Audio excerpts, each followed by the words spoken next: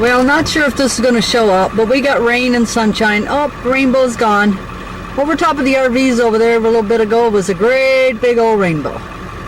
So we are saying goodbye to Valdez, August 12th, 2003. And it's raining. We'll get a rainbow. Yeah, we'll get another rainbow. There's looking over there towards the bay. And all foggy clouds. But still beautiful. Still beautiful. Around over here, the clouds have lifted. They were to the ground over here earlier this morning. You see the waterfall? This is our road. Yeah, we can see the pond or the bay over here because it was all sucked in too. Goodbye to our campgrounds. And of course the guy that owns the place, he's a reenactor who plans on living in Cody when he sells this place in 3 years. Wild Bill Cody. Yeah, he's a nice guy. Super nice guy. So we're off to someplace. We're off to Glen Ellen, 117 miles. After that, we gotta head to Tok. Because we're gonna have to say goodbye to Alaska here in 2 or 3 days.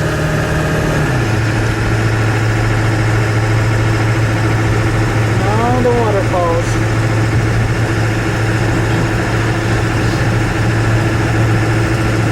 There's a pond over here, and that's the spawning for the Copper River Reds.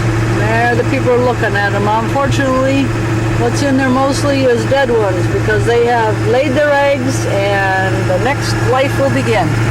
Now over here is the duck sanctuary. All kinds of Canadian ducks and other ducks and stuff. You can't even see the oil place over here this morning, the tanks or anything.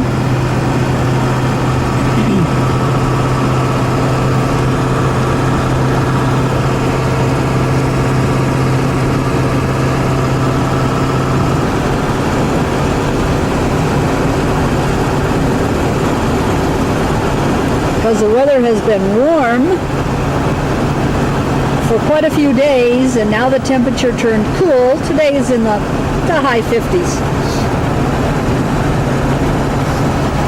The water has got steam coming off in it, which we're going to come up to a spot just right around here, so you'll be able to see it. Oh, wrong. It's forest. We'll try again further down the road. 2,400 feet or something like that is the elevation going over the pass because we were at sea level on the Richardson Highway headed towards Glen Ellen. They predicted rain for the next 4 days. We thought we were going to maybe stay a little bit longer, but we pretty much tied up everything and saw everything and decided it was time to hitch it up and go. That's okay, honey. This is the Copper River. What do we got here? We got one of the big waterfalls that we looked at coming in. Well, now we're saying goodbye. And then we'll swing around up here because this is another one. I believe this is the Horsetail because of the split. Yep, Horsetail Falls. Wow, and there's the Bridal Veil one over there. And another little one. Didn't get a name. If you're not really big, I guess you don't get a name. Still pretty. Look at this. Oh, wow.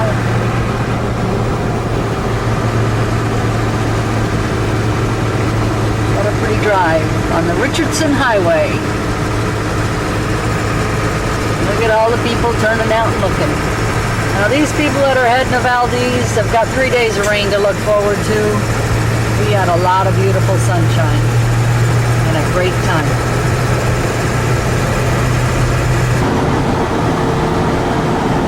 That water's moving.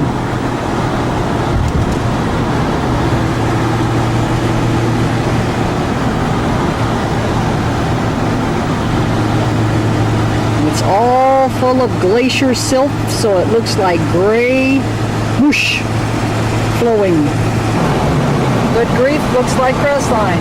Well, we just reached the top. Thompson Pass, elevation 2,678 feet. Thompson Pass was quite a challenge for the guys that came up here in the Klondike Gold Rush. We saw some awesome pictures, great pictures of this pass when they were doing the road. The first cars that came in, there were a lot of neat pictures in the museum of cars when they came down this road for the first time. Got stuck in the mud, big old rocks and boulders. Yes, indeed, it was something. But I'll tell you what, our truck did a good job getting us out of there and up that hill. Now see all the little markers here up above the truck alongside the road? That's for the snow plows, so they know where the edge of the road is. Little yellow markers on them so they show up. Snow plows come through. He's so local. Okay, now we just came into Copper River Valley. And the Copper River Delta is a 60-mile arc formed by 6 glacier river systems. Extraordinary wetland ecosystem with a tremendous population of fish and wildlife. The Copper River Delta is ideal habitat for waterfowl. And it is a beautiful area. There's glaciers all around and waterfalls coming down off the hills and rivers running every which way. And that was a glimpse of the pipeline. Here's some more of it.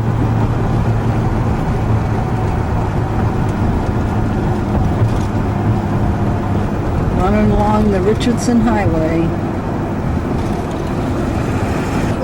Okay, this is pump station number 12. I forget how many there were. It told us in the movie how many pump stations there were. One movie said 800 miles of pipe, the other one said 799, so it's somewhere in between there or whatever. Interesting. There's the lodging for the workers. Okay, what we are looking at is 2 sets of moose bullhorns. They were found this way because they fought and locked horns and died that way. So you can see how they interlock. Look at this. See, the one goes one direction. Yes. And not only One set. do they have one, they found one. Okay, here's the second set. And they're even bigger. Look at this. See how they're locked together? Locked together and chained down so that they don't walk away. Can't imagine how much they would weigh. They are something else. Now this is the visitor center at Glen Ellen is where we're looking at these. The owners are Dick Wilson and Fred Williams. During the breeding season when they fight for their whatever, that's what happens. How's this for a co-pilot? A pretty dog, huh? Oh yeah. That's his seat, her seat. All clear. Got a tailwind. Heading to Tok. And the road we're headed to, the Tok cutoff, let's see, is about 139 miles. And we get to the Tok cutoff. That's where the construction is going to be for the earthquake last year, 7 point something or other. It says Tok Junction 139 miles. Yeah. That's how far we go to cut off? No. Get to the cutoff? Oh, no. Cutoff's right up here. We're going to leave the Richardson Highway and get on the Tok. Why did it say? Well, we're on the cutoff, milepost 40. This is our first stop here. Construction. Pretty day. Looks like we're going to get going. Here comes the traffic from the other direction. Well, we are almost ready. I guess we got about 50 miles left, and then we cross the border into the Yukon tomorrow morning. We just stopped for the night. We found a pullout, and it's pretty here. Now we think off in the distance that there's a fire. It looks like a lot of smoke over there, not sure. In the forest. There's birdies. There we are. All snuggled in for the night. Private accommodations. Probably wake up in the morning, somebody will be there parked beside of us or behind us or around us.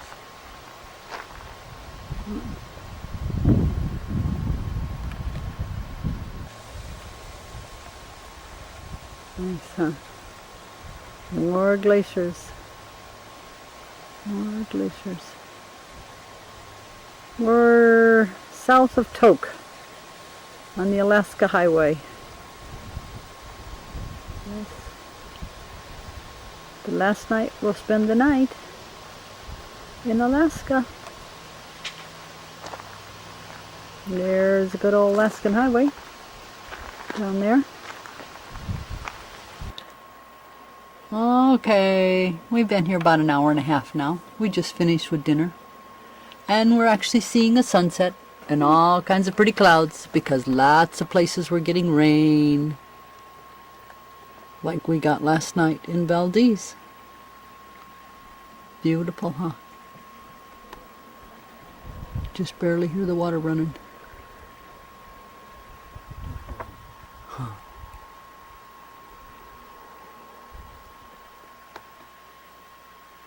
And this is looking out our dining room window.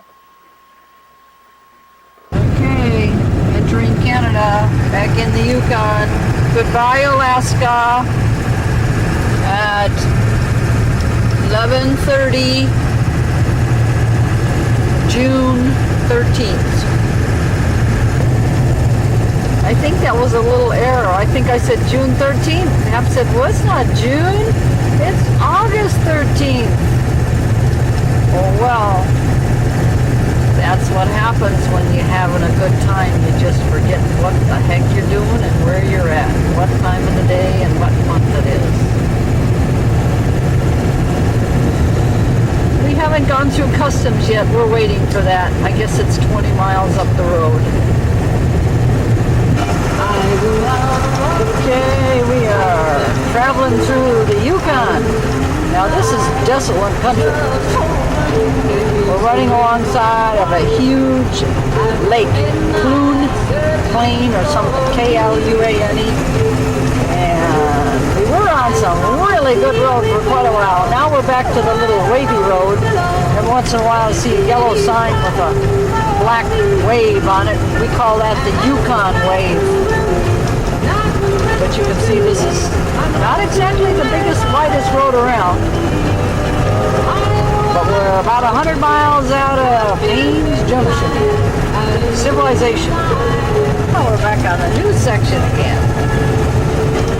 They're widening it quite a bit. Nice. They call it Destruction Bay. How pretty green it is. Yes, pretty.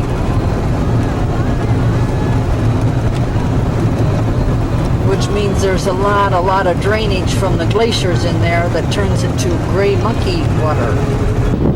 Okay, here are the burl trees. These are trees that have all these lumps and bumps and stuff on them because of a disease, and then it grows and then it cures itself. They got all kinds of lumps and stumps and bumps. If I had a house, I'd get one. Aren't these neat? Yeah. Look at this. Yep.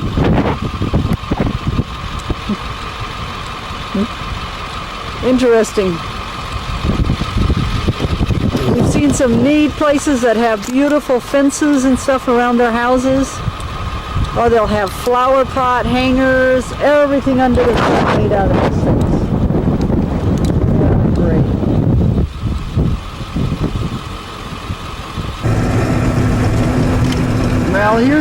new road they're building over here. Now there's about 6 foot of crushed rock they're putting in, and that's going to be so they won't have so many problems with the permafrost.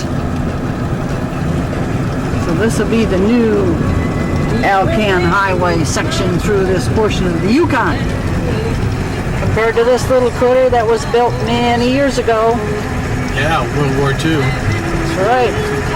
As old as me. Holy crap.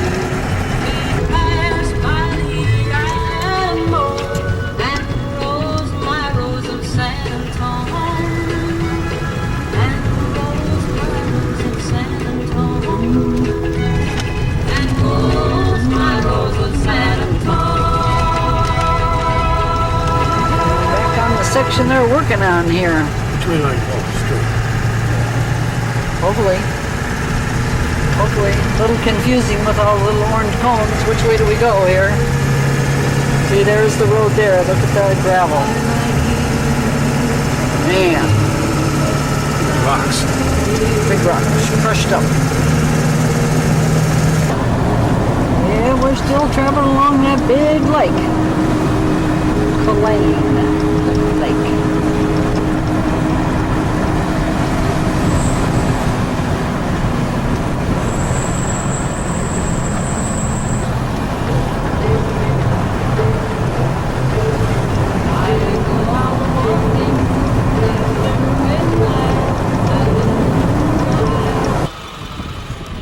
Okay, here's the lake. And it says, Culane's Lake spectacular color is caused by the presence of suspended particles called glacier flour, which reflect blue light waves. The name Culane, which is taken from a southern Tutchone Indian word meaning big whitefish lake, was first recorded as Tulu Army in 1890 by explorers Jack Dalton and E.J. Clave. The lake lies within a wide, flat trench called the Schwankwak Valley and drains north through the Yukon River system to the Bering Sea. With an area of 478 square kilometers, Culane is the largest lake in the Yukon. So that's why it's got this beautiful color to it. Because it looks like the glacier color. When we were out at the glaciers, looking at the thing.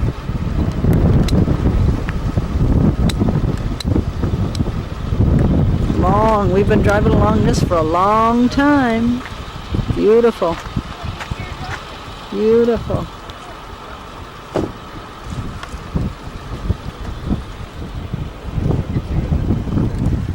So we're going to go over there now. We're going to go over the bridge. We're about 50 miles outside of Haines Junction. There's a road we're going to go on over there. Okay, there's where we just came from, Whitehorse, Teslin, which would be north to Alaska. Okay, and we just stopped for fuel at a little gas station here at the corner of Junction 37, the Alaskan Highway, and this is the Cassiar Highway. 14 miles that way is Watson Lake, and now we are headed south. Get this, everybody's going north to Alaska. Well, we've been north to Alaska, so now we're going south to Alaska. Bear Glacier, Stewart and Hyder. It's like 400 miles down there. Those are kilometers. We were just talking to a really neat young girl. She's 27. She's a teacher in Orrin in Utah, and she's been for the summer up working at the Princess Lodge up in Alaska and McKinley Park. Is that not awesome? Oh, that's good. And she's headed down to Hyder, and we may see her there tomorrow. Okay, we are on Route 37, headed to Hyder, Alaska. So we are going south to Alaska. Now you'll notice this is kind of a little narrow road, a little bumpy. Not even a stripe in the middle, so when we meet the semis, we sort of just slow down and share the road with them. 400 miles. Let me tell you, there are so many trees up here. You can't imagine how many trees there are up here. And we're in British Columbia now. We said goodbye to the Yukon about 20 minutes ago.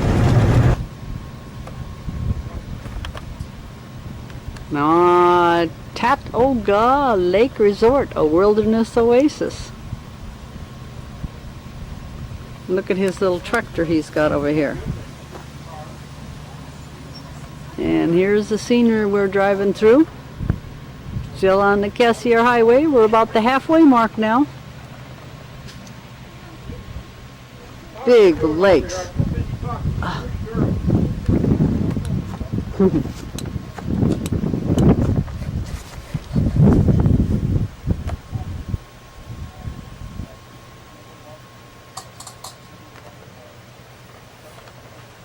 Look at all the moose horns on the whole front of there. Yeah, I see some storm clouds off in the distance. A neat lake. Can't pronounce the name. Kissikan or something like that. And we keep still running into these patches of gravel and construction. And some big old semi just came hauling around the curve, threw a few pieces of gravel on us. We didn't hear anything hit the windshield too bad, so I guess we got 3 or 4 little spots right now. Not too bad compared to what a lot of people have. There are so many big lakes up here. Just unbelievable amount of lakes and rivers and trees Streams. and Waterfalls. streams and waterfalls. And rain coming down over there. Yeah, it's raining hard over there. Here we go over some more bumps. Oh, this is pretty. It's about 5 o'clock in the afternoon. We're probably going to drive for another hour. Find a place to pull in for the night. And tomorrow we'll be in Stewart.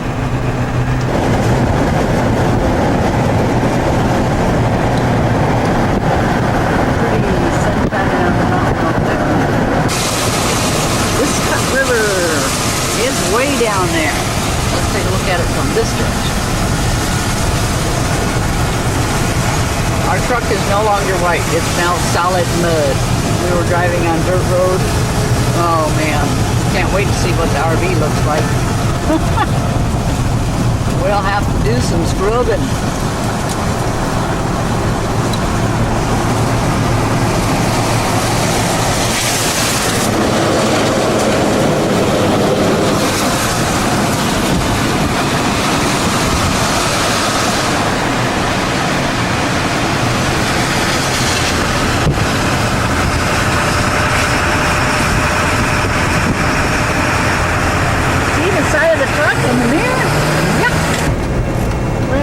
See, I can see the rainbow, so it should show up on the screen. How about that?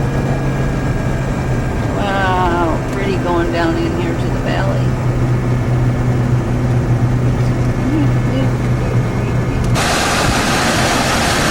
Still traveling on the Cassiar Highway.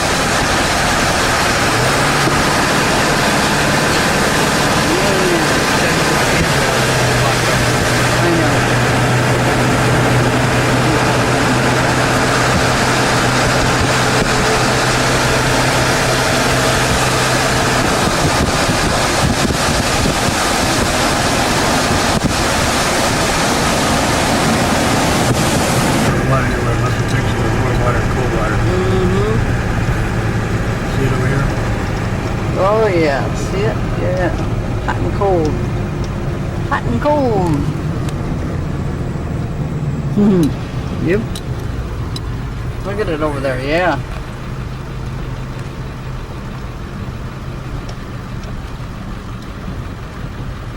Yeah.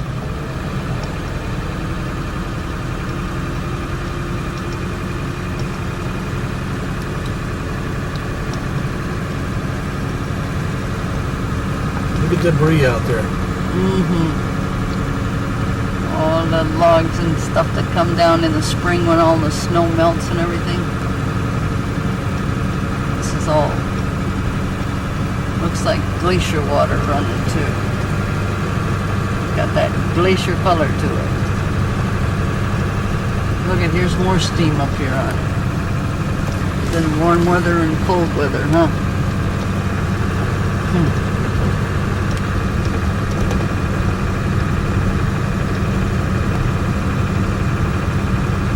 Can't imagine. This is coming up here, these people coming up here for the gold rush. Oh. Now we're traveling in British Columbia here, and we're about 150 miles outside of the little town of Hyder, Alaska. And that will be our last visit to the town in Alaska. We'll get on the road and head down to Seattle, Washington. We saw a bear beside the road before, but he was quick and got away before we could get the camera out.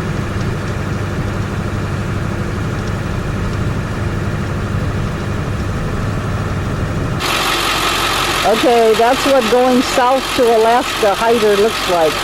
Our poor truck is so mucky, and the RV is all mucky. You put in the skirt, it doesn't have to jam it. Look at this. That's how mine is. In fact, I can crawl underneath it, hold it, and I have some. Is this not unreal, huh? Well, we're going to spend the night here. Look at here, we've got 2 Airstreams, and one of the trucks has got a flat tire, so they're waiting for a repairman. Oh, and look at all this. Saw 2 little black bears today. Black bears don't get very big, but no place to pull over to watch them. Back on the road again, August 16th, and 76 miles to go till we get to Stewart. And there's another one of those wavy signs. That's the Canadian wave. That means there's frosties ahead, etc. A pretty morning.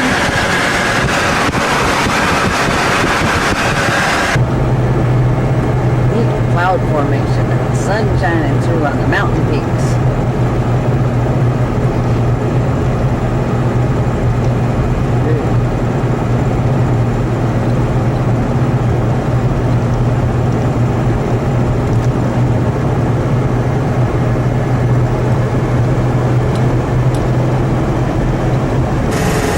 Well, you can tell it's getting close to fall because the last few hundred miles here we've been seeing some yellow trees and leaves falling down. Looks like it's maybe the aspens, like the ones we saw in Colorado. Little fluffy ones falling down.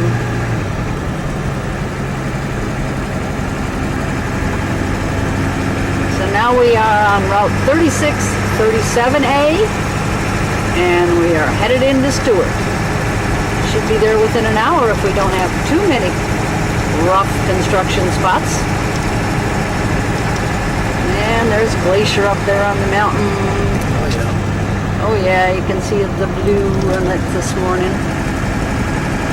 And the glaciers. Very pretty drive. It'd have to be to survive it. Another rainbow. We keep seeing pretty rainbows. Look at this. Wow.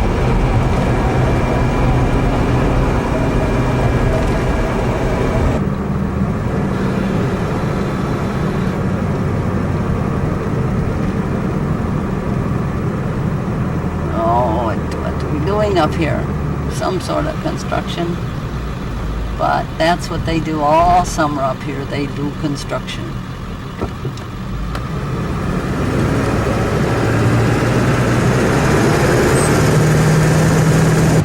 Look at this glacier right here on our road. Wow. Icebergs out here floating around in the river.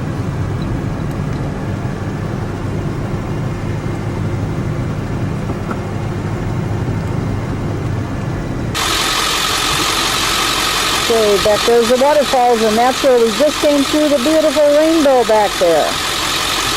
Okay, now we turn around over here. And look at the Bear Glacier.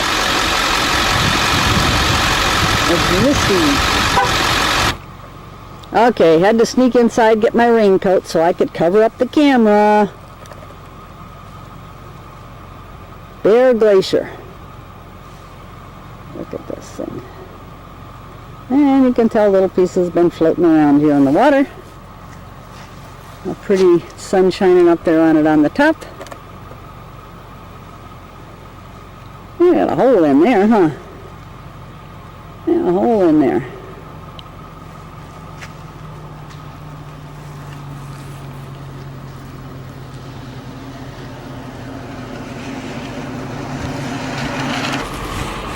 There's a big old iceberg out here, huh? Big one to the left.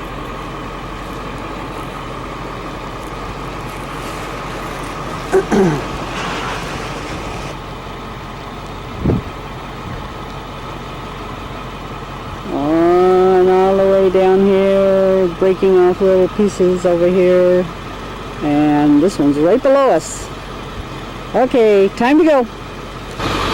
The waterfall coming down here from the side of the hill. Okay, and under the glacier. And that's more glacier melting up there under those clouds. Look at that. That is neat. Because it's not running out there on the sides, it's got to be going into the bottom of the glacier. Yep. Coming out that hole there. Rocks piled up around these poles to hold them up. Man.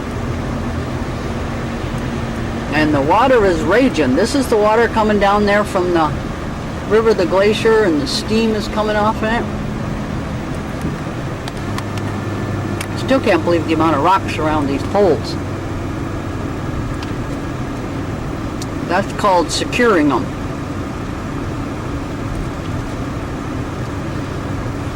Possibly in the wintertime there's a lot of water coming down here. This whole thing may be water. I don't know. Maybe that's why they got them there. Snowfall or whatever. Whoops. Theo bumpsies, huh? Heave. Heaves. Frost heaves. Canadian waves.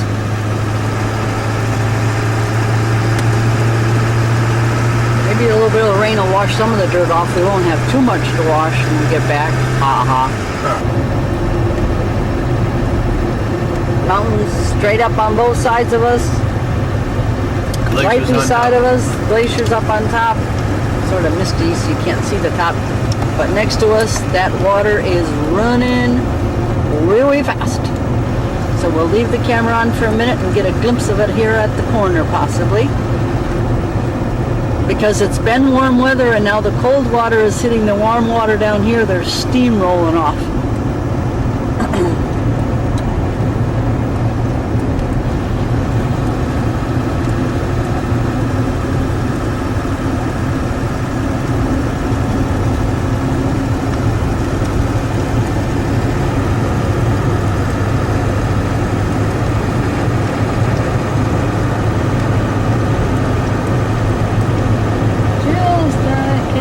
Get a shot of it over top of the bushes here, huh? We'll see it further down.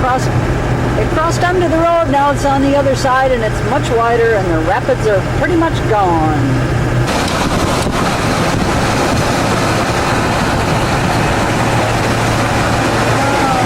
There's a waterfall here, but the trees are blocking it. There it is. Coming out of the clouds.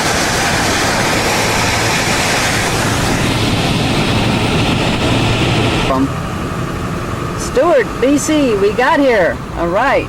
Now we got to get a picture of this sign over here, but I'll get it from the other direction because it says the name of the town on it. Right now, we're off to the car wash and RV wash. Got our campsite.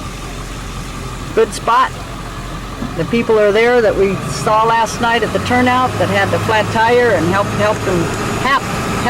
them get their tire fixed. They'd been waiting for 5 hours for someone to come and help them. An hour after I think they left, the guy showed up. But we are in the middle of no man's land. 400 and some miles we drove through places where there were no phones except satellite phones. Canadian price for 1 minute, $4. American, about $3 a minute. Needless to say, of course, there is no cell phone signal. We won't find that till we get on our way to Prince George. But we're going to enjoy the sights, give the RV a bath, give the truck a bath, so we can go get it dirty again. Okay, we are in Stewart, British Columbia. Look at this neat little old sign here just as we come into town. I wasn't ready for it when we pulled in earlier today. So we're just getting ready to go see some sights.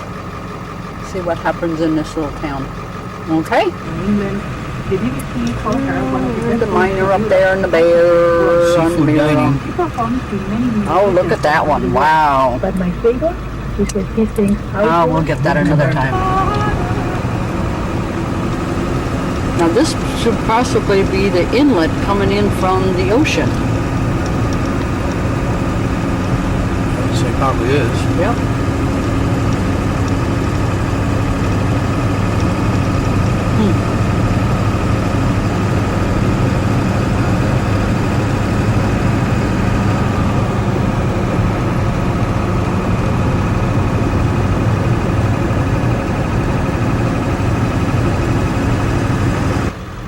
Welcome to Hyder, Alaska. This is the big town of Hyder, Alaska. Hyder Bearpins, Espresso, Yankee Trader, self-serve gas station. I don't even think it's in business.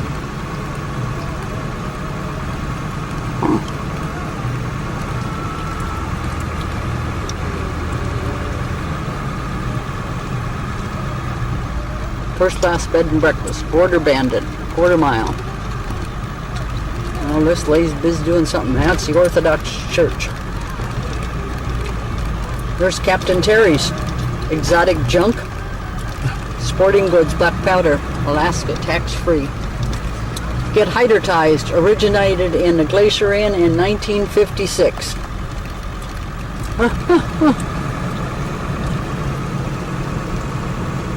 RV parked that way.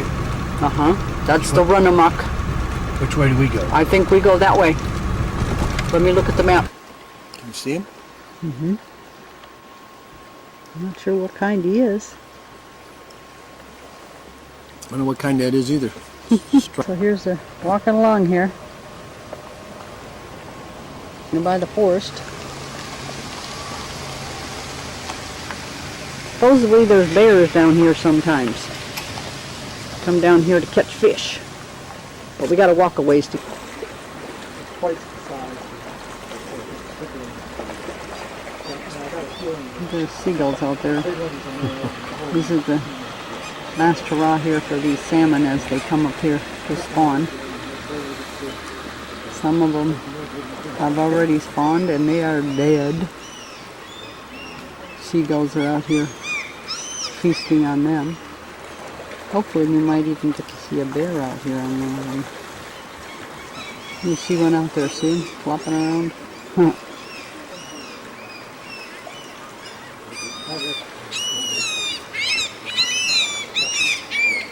Sushi. Sushi? Sushi. Sushi. Bird sushi. Sushi. Sushi. Bird sushi. Sushi.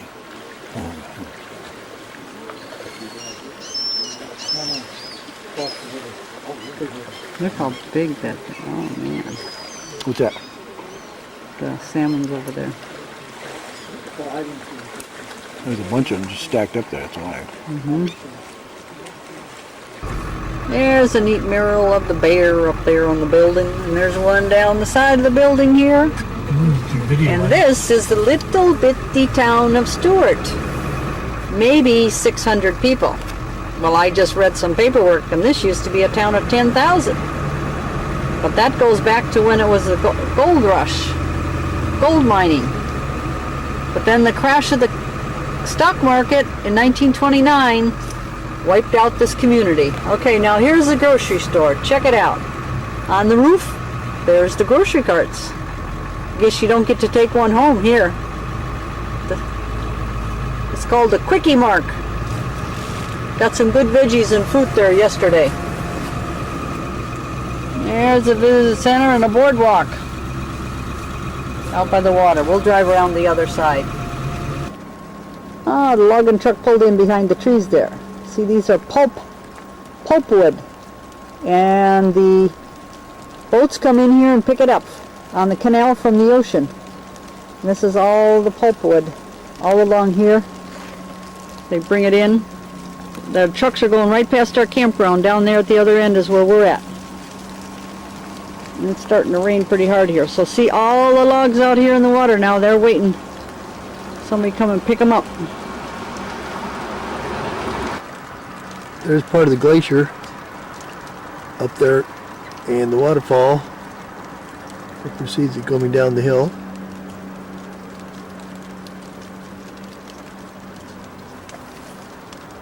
And then there's another one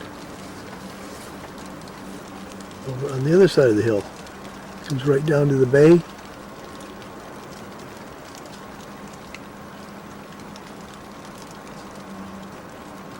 Long way down, right into the bay. And this is the one on the other hill, right next to it. It follows the same path. Look at that water flowing.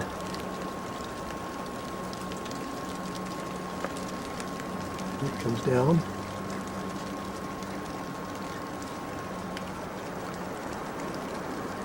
All different ways, huh?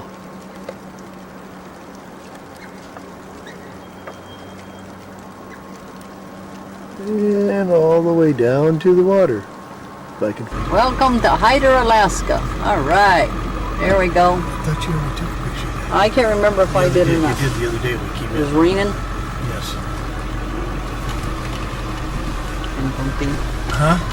and bumpy. The little town of Hyder. With house back here. Okay, see this?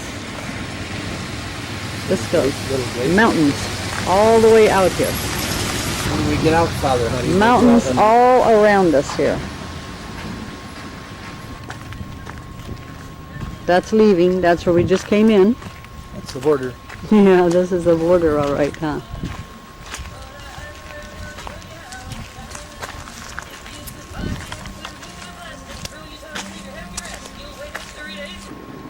Captain Terry's. This place isn't open now, but it has exotic junk, sporting goods, black powder guns, and of course the moose horns. Over the side.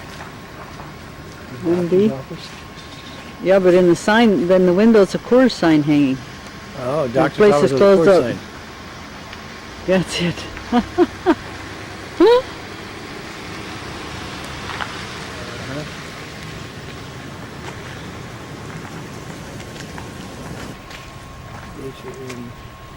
Now, trading post. The scenery behind it, huh? Look at this. And the satellite dish up there, of course. And the sun's starting to peek too. Ah, our second day. You can get hyderized. Virgin Glacier Inn, 1956. You gotta drink a shot glass of 190 proof grain alcohol. Here we are, a little bit further down here. This whole big town here. Now we're gonna go around to Fish Creek. Sun's starting to come out a little bit more. There we go, washing off the road grime. Lots of it. Lots of it. Down there's where I did laundry yesterday. Nice little laundromat. See Alaska Inn. And a little gift shop. Got to talk to a really nice lady in there.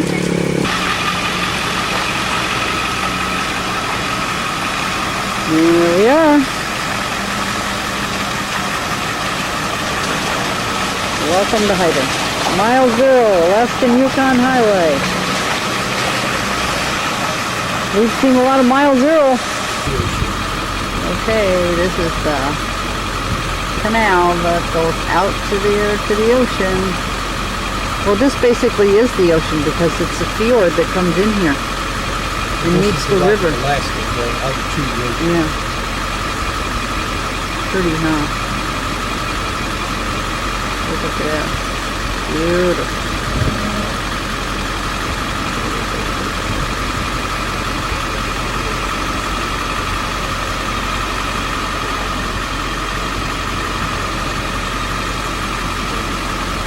We're driving out on a road. We're not sure if we got room to turn around. We may have to back out of here. Okay. That's what we're going on. We're out here grudging, clearing the channel for the boats to come in that pick up the logs or whatever they come in here to pick up. The pulpwood. When you stop, we can walk out there.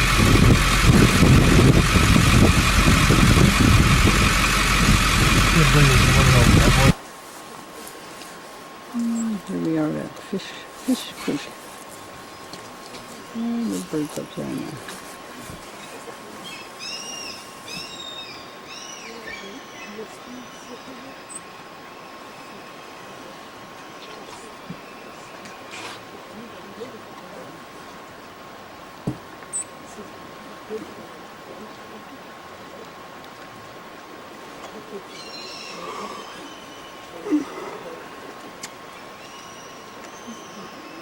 Fish was underwater. I was going down ahead. Oh, yeah.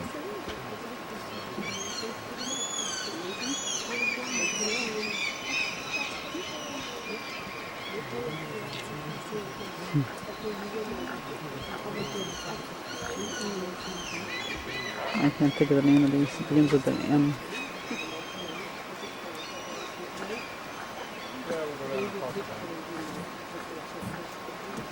These are fish-eating ducks.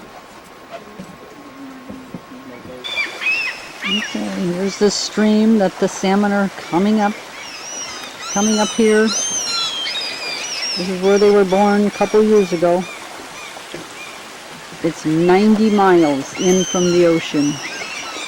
Out there where we were videoing earlier is the wide part. And they come in here. 90 miles till they get up here.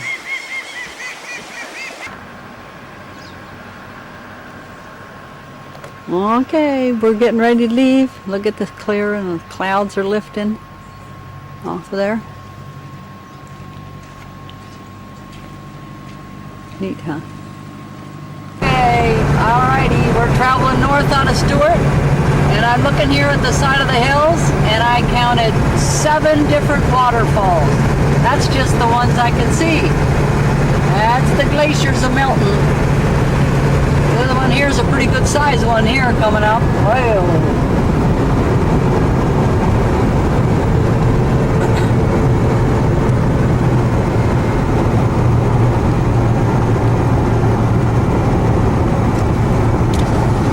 Look at that. That one's really coming down, huh? Look at that. Wow. And the glacier, there's the Bear River coming down. That's the one that went right behind our park. It goes under the road, then it comes back out the other side, back around again. Melting glaciers everywhere. So this is a glacier that comes down to the road. We don't know if we'll be able to see the spot where the glacier goes. The water runs right through the middle of it. Made a crevice like half of it's on one side and no, not half, 1/3, whole bunch on the other side. We actually see some blue sky and sunshine up there at the pass. We got about 20 miles to go and we'll be at the junction and we're going to start heading south. Heading south. I don't know what we're going to do. Let's see. I don't think we're going to get this.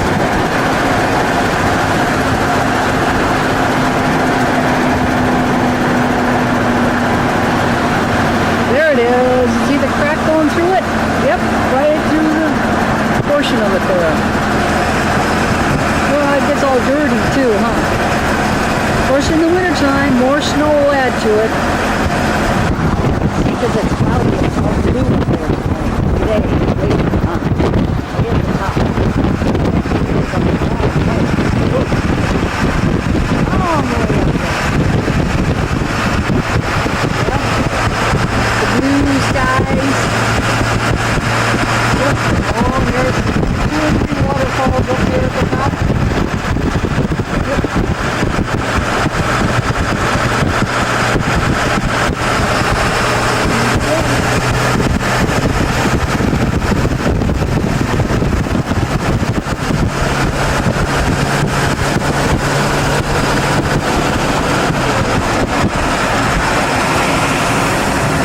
Okay, that's where we're headed.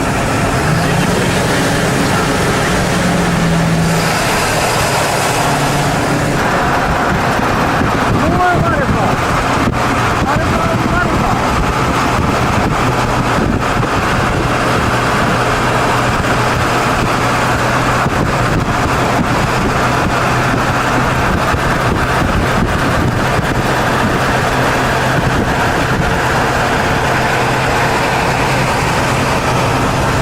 Now we're going to go around here and you'll see up there where the clouds are is another glacier up there.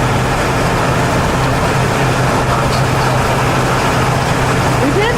We took pictures of the rocks holding up the poles? Oh, big rocks. Keep those poles standing up straight. Oh, here's the Canadian wave. The little sign with the wavy road on it. We'll turn it off, it's too bumpy. Okay, here we are coming back towards this one again, and we saw the other day. We can see more of the top today, though the clouds aren't quite as bad. Some of the RVs that left ahead of us. A lot of people left today. See, the glacier goes all the way around.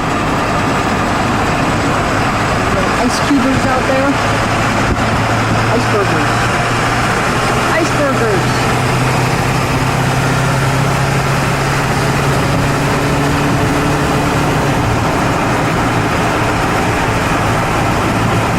All kinds of ice cubes down here at the end, all stacked up. Yep, up there's the valley, another waterfall.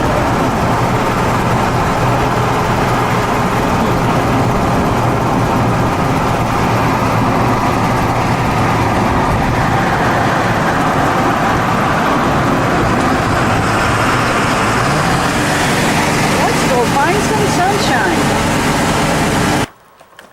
Okay. This is our first day out on the road, heading back to the lower 48. We did 343 miles today. We'll pass through Prince George. I keep calling it St. George. Prince George. In the morning sometime. Beautiful. There's only 2 of us here right now in the RV park, and it's about 7 o'clock. There'll probably be a couple more pull in. There's only space for about, what, 10? 10? Yeah. There's a bear over there. There's a bear. Oh, bear. Here, bear. Here, bear, bear. Here, bear, bear. It's called Piper's Glen. Piper's Glen. Well, we just came through Cache Creek, and there's a fire over there on the east of us. Now we're coming here to the front side, but there's the fire over there, but the sun is shining through it, so it's hard to tell. It's weird looking. Ooh.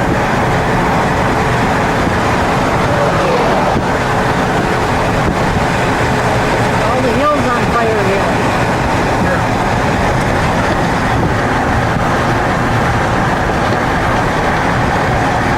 Wow. That's okay, honey. No. Just go ahead. Stop for a second.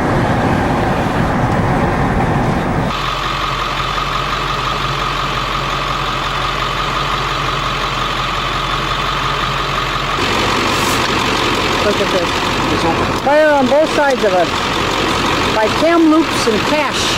I wish we would have realized this. 'Cause Okay, here we are. Let's hurry up and get back to California Mars. and use my son's telescope. Yeah. See I that? don't know how much longer you're going to be able to see it. We were up at Costco's and you had one up there. Look at this. We're at the campgrounds here in Tall Chief. Yeah, the motor on it. And we were sitting by the campfire and we walk out and here it is right over top the trees. Yeah. And this thing is There we are. We are at Chuck and Donna's. And we just stand out here and I see they're out here horseback riding. So let's figure out who's horsing. Ah. And there's Sharon. And Sharon's riding who? This is Joy. Oh, that's Joy. Okay. Okay. And here's Nissa. Nissa, who are you riding on? I don't know. Now that is I think this is Biscuit. Frisky? Okay. All right. Look at that. That's Frisky. And then, ouch, who's biting me? Oh, Ladybug. Ladybug's bites. Okay, and here's Donna. And Donna's riding on Dallas. And then Rebecca's riding on Ebony. So now we have all their names, huh? Look at that. Look at that, huh? Everybody gets a riding, huh? Look at there, they all come now, all four of them. You go, hello. It's like a pack of cowboys. I know it. Look at this is the cowgirls, though. This is the cowgirls. Huh? There's Hap. And there's Chuck. And Chuck's holding Joey. And Charlene. Look at all of them here, huh?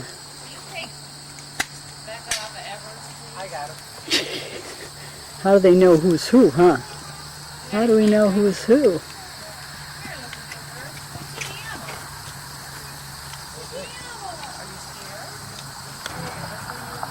Huh?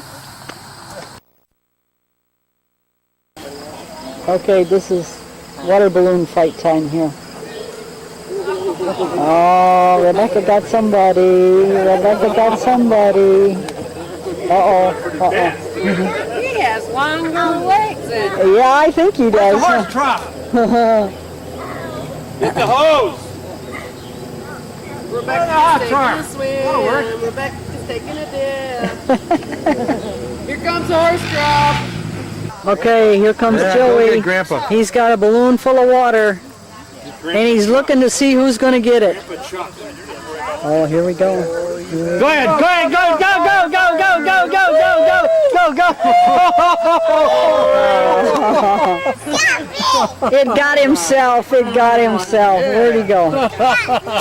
You little rascal. There he goes. I'm going to go get another one. I'm going to go get another one. Uh-oh, here comes one. We missed it. Rebecca got Charlene, and that's it. Now we're gone.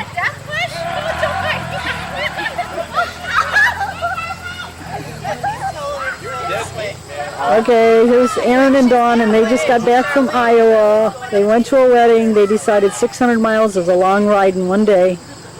Besides, they broke the truck twice and the house once. And they broke the, yep. So, hey, let's say hello to there, and Jerry and Judy, and Mom and Dad. Huh. So we can show everybody in California what everybody looks like back here. Uh-oh. Looks like one of the kids got him. Huh. Jack. And last time we saw Jack he was 2 weeks old, and boy has he grown since we went to Alaska and came back. Yeah. And Jack's the youngest, and then there's Joey, and then there's Stephanie, and then there's Rebecca. Yeah. Oh, okay, so see, this is revenge now. Sharon was getting ready to leave, but Sharon may not get to leave unless she wants to water bath first. Yeah, yeah. She's going to say, Dad, walk me to the car. Now, she tried hiding with Grandma, but Grandma says, Watch out, Becca. I had nothing to do with the whole water balloon. Now Stephanie came out. See, the kids were all getting in the car. They were supposed to be going home. But then Aaron came over. She runs for the car. Oh, they're gone. They're gone. They're gone.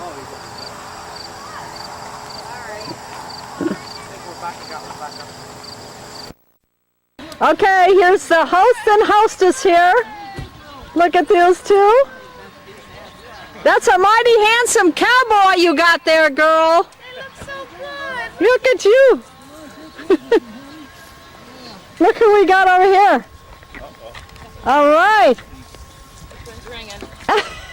I'll be dribbling. A little dick will do. There's Mom and Dad. There's the king and the queen. All right. Yep. And then we got a Cindy. Hi, Cindy. All right. Hey! Oh my. Oh my God. Oh, you two look good together. What do we tell you? It's a him and a her. Look at you two. I don't know which one's which. Hey, we're gonna be doing. Okay, here we go. Okay. Hey, honey, turn around there. Let me see the back end. Kiss my ass, you old fart. Whoa, look at that, honey. Oh boy, look at that. Oh golly, he's gonna have an attack. I think I'll just have an attack. Push yourselves here. Who we got? Katie and John. All right, all right. And Slim Jim. Yeah. Very good. Hi. Where's your coat? It's in the car. I just.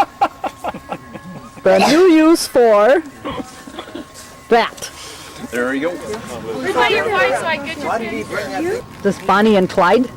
All right. Hello there. That's Donna's son, John, right?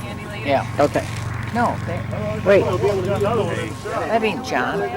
Is it? Jonathan. There's Tom and I know. I really want one. I don't know. I never know. It's holy smoke. Aaron is 21. Joe Breath blew his part. April and Mike, October 26, 2002.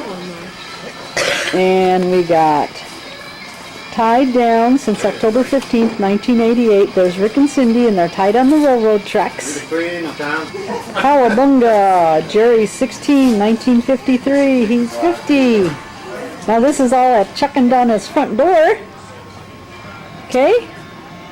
And here's Wedding Bliss, Ginger and Hap, October 16th, 1984, 19 years. Number 3 is The Charm. Happy Birthday Jay, November 2nd, 1981. And there's Gypsy Ginger 60, October 18th, 1943. So here we are. There's the front door. Pretty neat, huh? Nice. Hey, Ginger. Look who we got here. We got a chicken and a queen. Thank you. Man, you're getting old and you're trying to keep up with this mold. I know, huh? Queen bee over here. All right, all right. Now that's Mike over there. You can't see Mike. There's April and Jim and Linda. Hey! Hey! Hello! And Randy and Linda.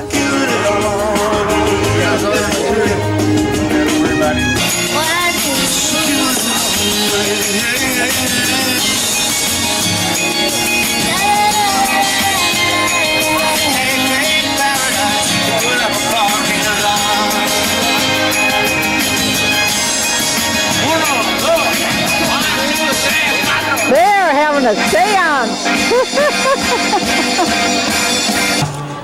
Is that you? Hey! Wait a minute, where did he go? He hit on me. Get away. That was Tom. Who's this? Who's this? Who's this? Is this Big Jerry? I haven't figured that one out.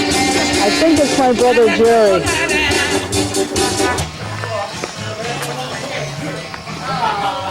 Start sliding like I've got like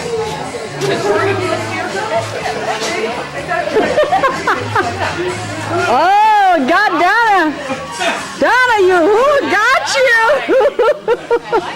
Oh, the effect I give on swamp months. Oh, yes. Oh, this is a good swamp month. Yes. Look at this.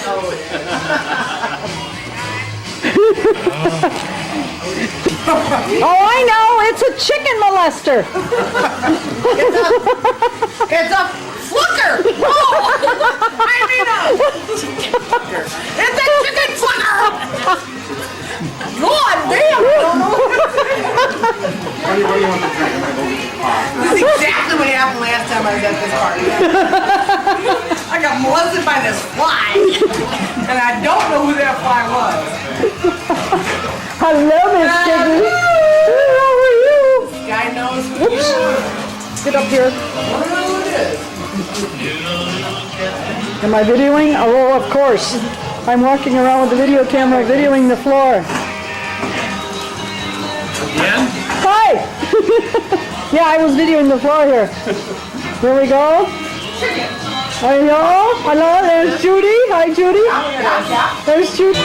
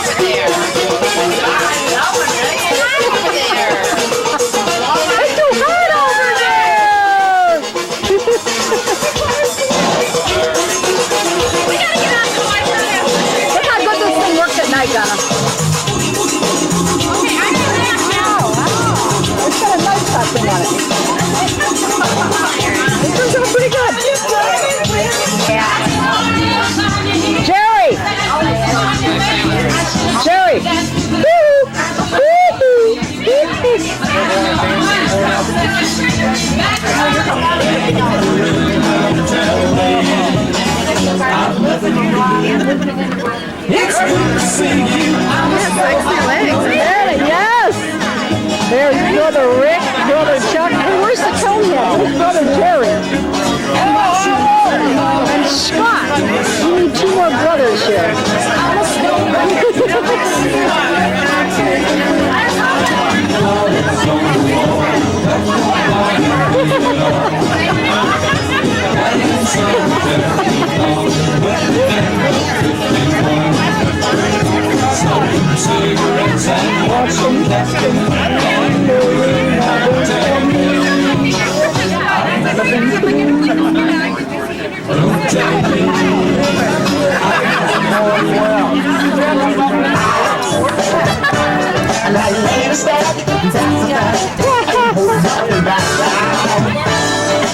Hey, Karen.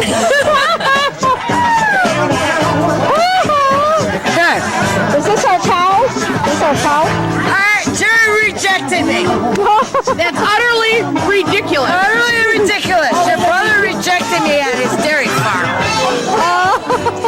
He wouldn't even accept. I was in dry heat. Oh, he wouldn't even accept the nuclear project. Nuclear project. This is the baby sister of the family of the nuclear project. Chicken head and a cow body. Any wonder he rejected us. Now there's Rick and Cindy over here. Now Rick has been dancing in these shoes all night, so we're curious as if he's going to walk tomorrow. And he's loving the nylons. I know his fishnet. And he had to go to Payless and he's bragging about how he... And I'm jealous. I told him he's not plucking with tits like that. I know, huh?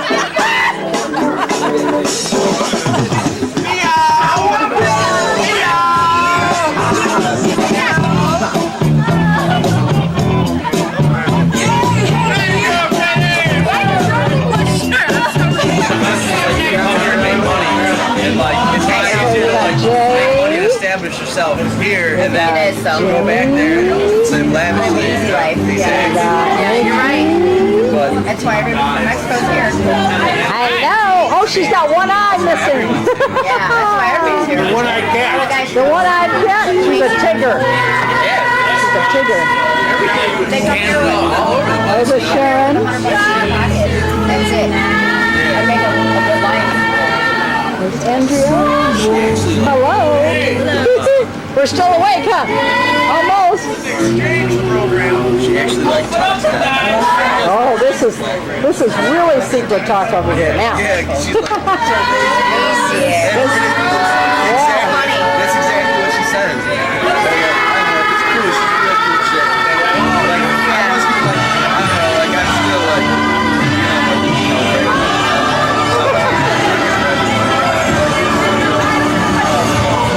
Let's see, where'd he go? There he is! Hey, all right. Hello. Hello. Yeah, well, all right, well, that's fine. I want to come. So if you see him wandering aimlessly, don't leave him. Kick him out. Just stay there. No, I'm leaving. Okay.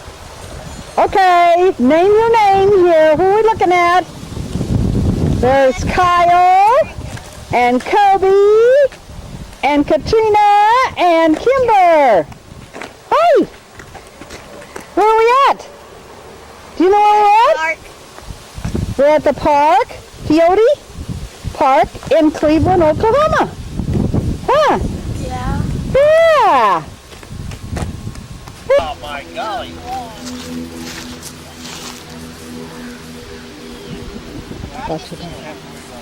Okay, I think it's Katrina's turn. Okay. Go! Yeah! Papa, help Katrina.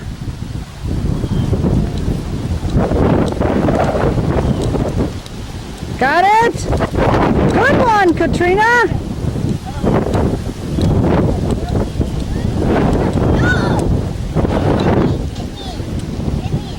Hit that blue one right in front of the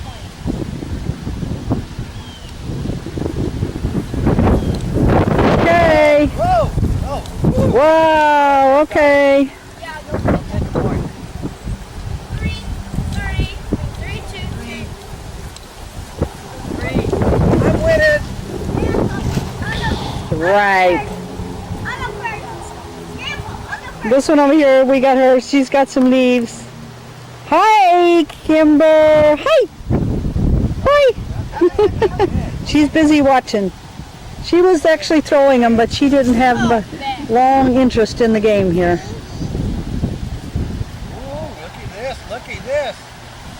Oh, I gotta have to beat her out. Oh yeah! Oh. Yeah! Yeah! Oh man! Oh. I can talk. Hit him out. Hit the yellow out so you win.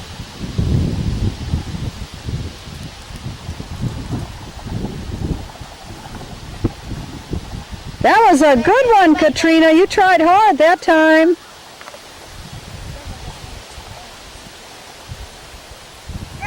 Get up there, get up there. Hold on. Leave the red alone.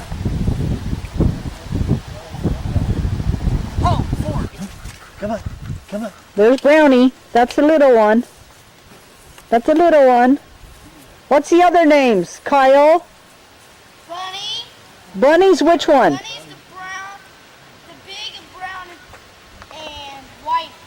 Sugar's the black and white one. Okay, Sugar's the black one that's behind Hap. Okay, that's Brownie. That's the one that hopped up in the back of our truck. Okay. In the bed. This,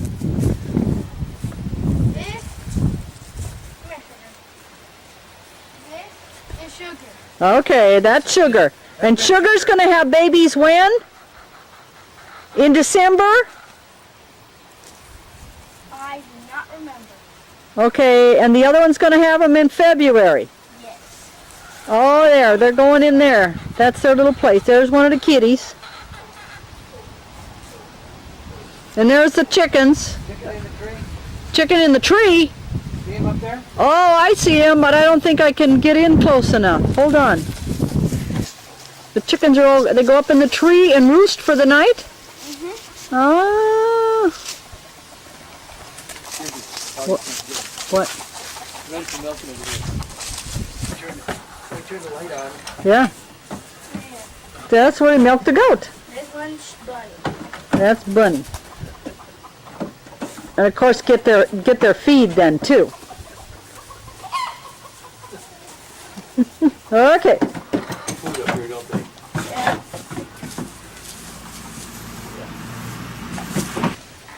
Okay, now they think they're going to go stand on the front porch. Oh, Because we were just getting pictures of them. are ya? Yeah? And where they go and get up there to think it's milking time? Ginger. Oh yeah. What? Out the window here.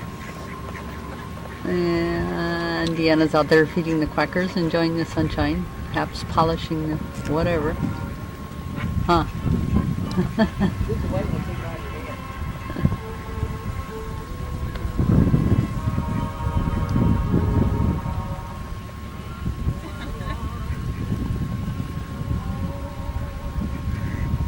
Wilderness Lakes. Beautiful day.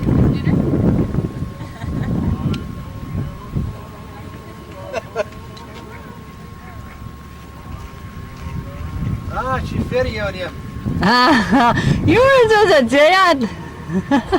They caught me out the window. Hey! I think somebody videoed Merry Christmas! Oh, would you believe it's like almost 80 degrees today? What a beautiful day. I just walked out here, I got a tan. It's like Got instant tan? better than close. Great. California, 90 degrees. Oh, even the ducks are talking to us here. Okay, You know, we know. They want food. They want food. Okay, here you hear the water in the background. We have our own private fountain here today, as always. Beautiful spot. Ryan was born on my birthday, weren't you? Yeah, I can always remember his birthday. There's the chef over there giving somebody a hard time as usual. Always. We got over here, dining in the shade. All right, okay. And there's the cook setup. Jane over there too. Okay, everybody went down to the pool, except Hap and I were just finishing putting stuff away from the picnic lunch here. And this guy just sort of walked up. Now I'm inside the RV, so I'm only about 8 feet away from him. And he's just standing here like, when are you going to feed me? There's that something.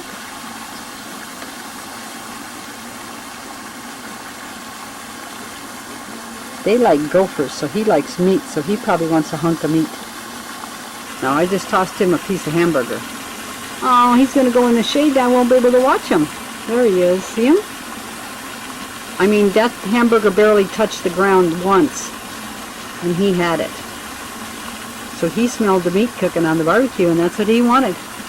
Because they eat the baby ducks and fish. He's gonna swallow that whole damn piece. Now, I know you're all thinking, oh my gosh, another second-rate high school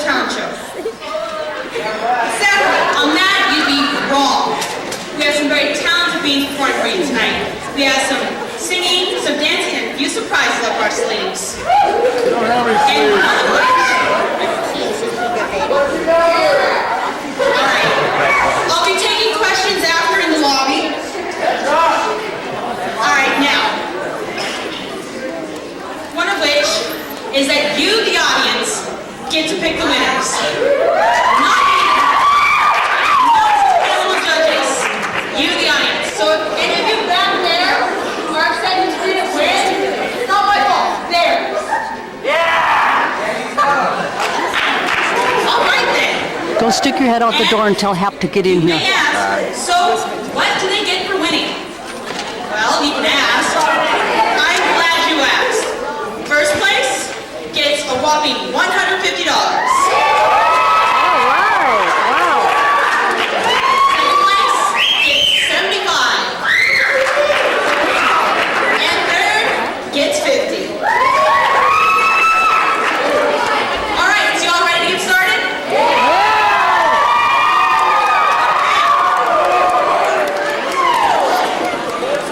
Our first act is Spicy Like a Chili, Maria Ortega singing Bitty Bitty Bom Bom by Selena. Johnny Depp star. Let a pal pick fries. Really got it and say yay, yay, yay. That's right. Jessica Lieberman and Athena Thorpe are doing the top one again.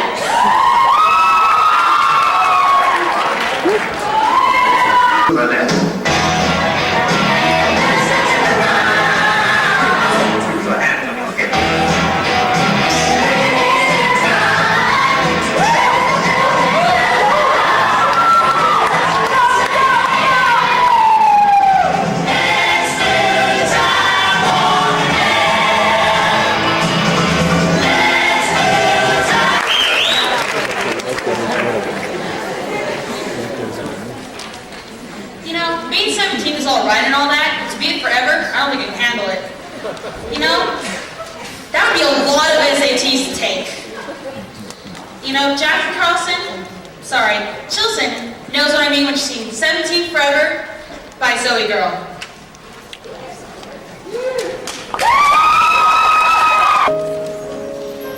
So don't give up. You haven't lived yet. You're only 17.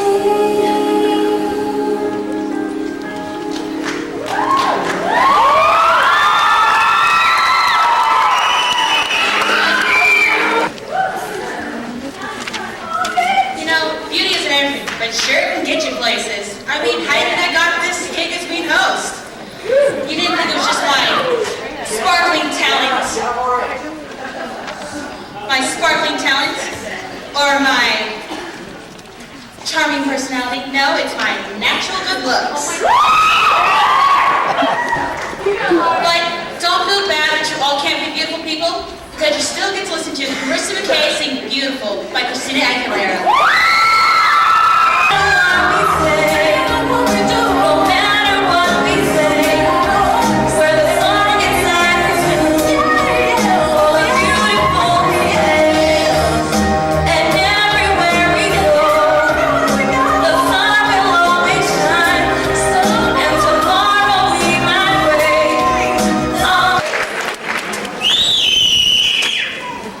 Some people want to fill the world with silly love songs.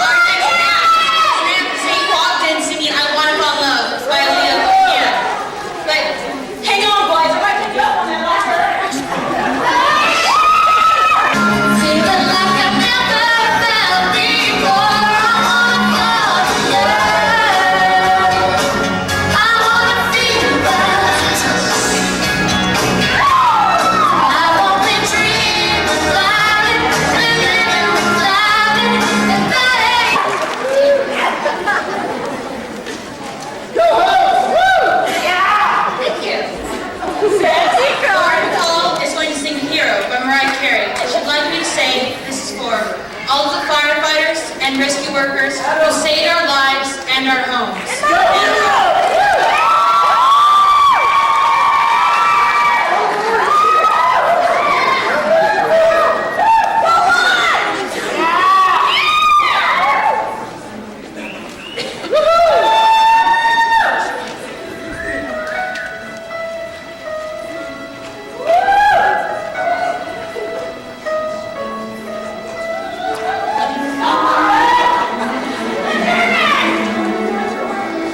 There's a hero.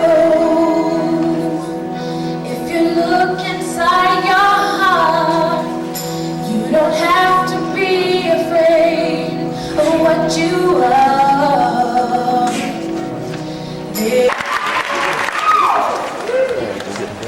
Alright, the second definition of toxic is deadly, meaning can cause serious harm or even death. But in Ireland, deadly means cool. And cool doesn't even begin to describe Kendall Lehan as she dances to Britney Spears' Toxic.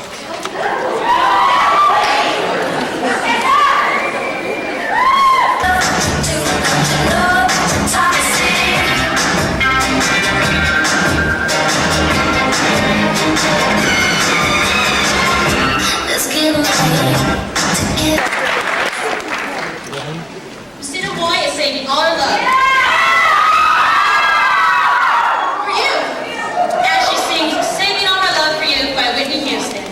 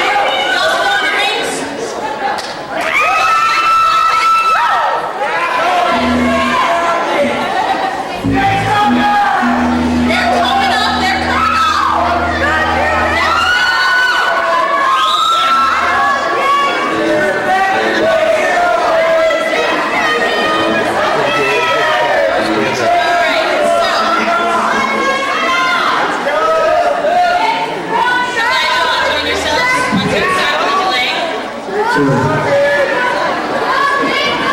big speaker. Takes you to the power.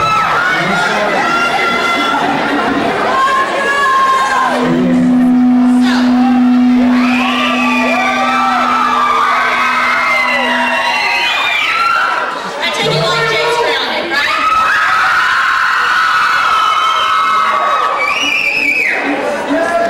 Well then, that means the longer you wait, the more suspense and the better the act. Good for you.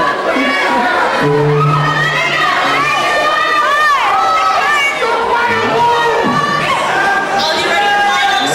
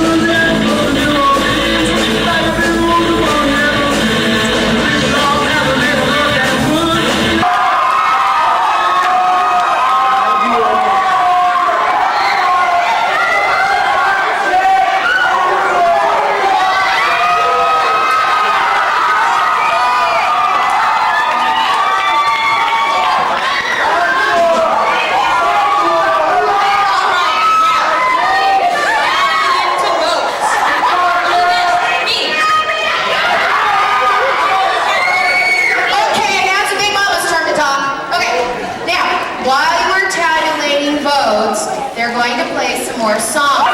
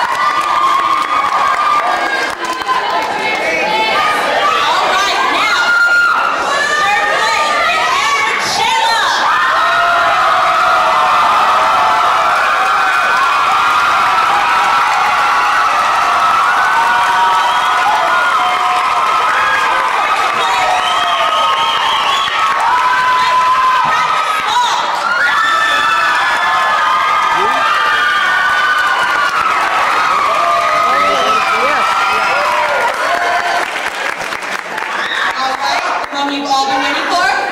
First place winner is James Brown!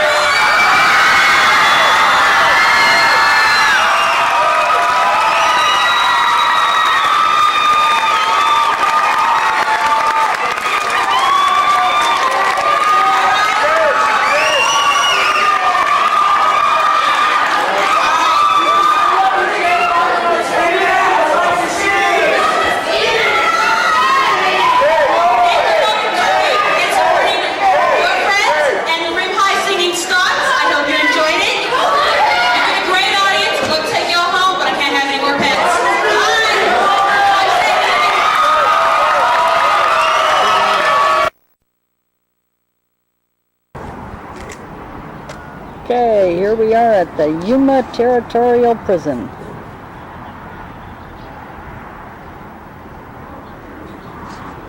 And these These are cell blocks and they are still standing 100 years later. Huh. Good. We're going to take a walk around. Oh, see the freeway? That's Route 8. Came in on that. Yuma, Arizona. There are the cells.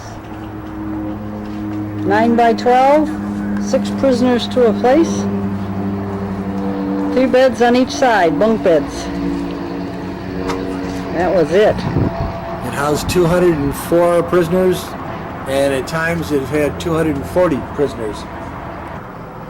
Okay, 3 bunks on each side, and no talking. And this is what they used to get up to the above bunks. Top one, yeah. These were their things to climb up on. So they'd stand on this, and then they'd stand on this, and this, and this, and get up to their bunks.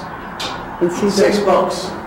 steel the way it was built. And they were back to back, so they had 6 here and 6 here, so there was 12 to a room. Dark cell. Not a place to be. This Yeah. would be like the isolation cell nowadays. They got bread and water. Bread and water once a day. That's it. The longest anybody stayed in there was 101 days.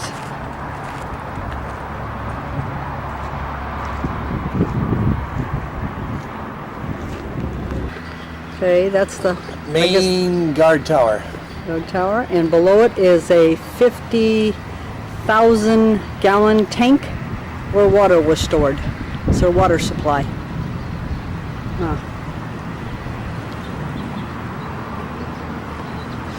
Top of a hill. They couldn't make the prison any larger, so when they outgrew it, they moved the prison to Florence, up by Phoenix, which originally it was supposed to be in Phoenix, but 2 guys that were here in Yuma changed the paperwork and crossed out Phoenix and put down Yuma, and that's how it got to be here.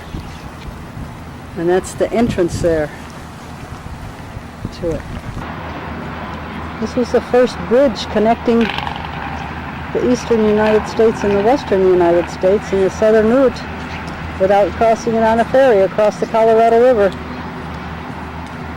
And in Depression time, when you crossed over that bridge to go into California, you best have a way you're going to take care of yourself, otherwise you were turned away.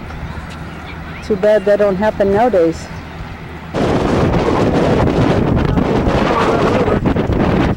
Haven't found out what the irrigation is all about yet. So maybe they're going to build an RV park here. There's a lot of them around here. Around over there. This is the Colorado River and the Gila rivers. Gila is 5 miles north, honey. Yeah, that's, remember he said it was dammed up, and now it comes in. They use it for irrigation because there's over 200,000 acres of farmland around here that requires irrigation. Okay? Nice and cool up here now, nice breeze. So it's up to 90 degrees today. We're looking out over the city of Yuma. And over there is Route 95, north to Quartzsite. Our campground's over there someplace. Okay, over there is the border, Mexican border, and there's one of the peep things that keeps track of people trying to cross the border.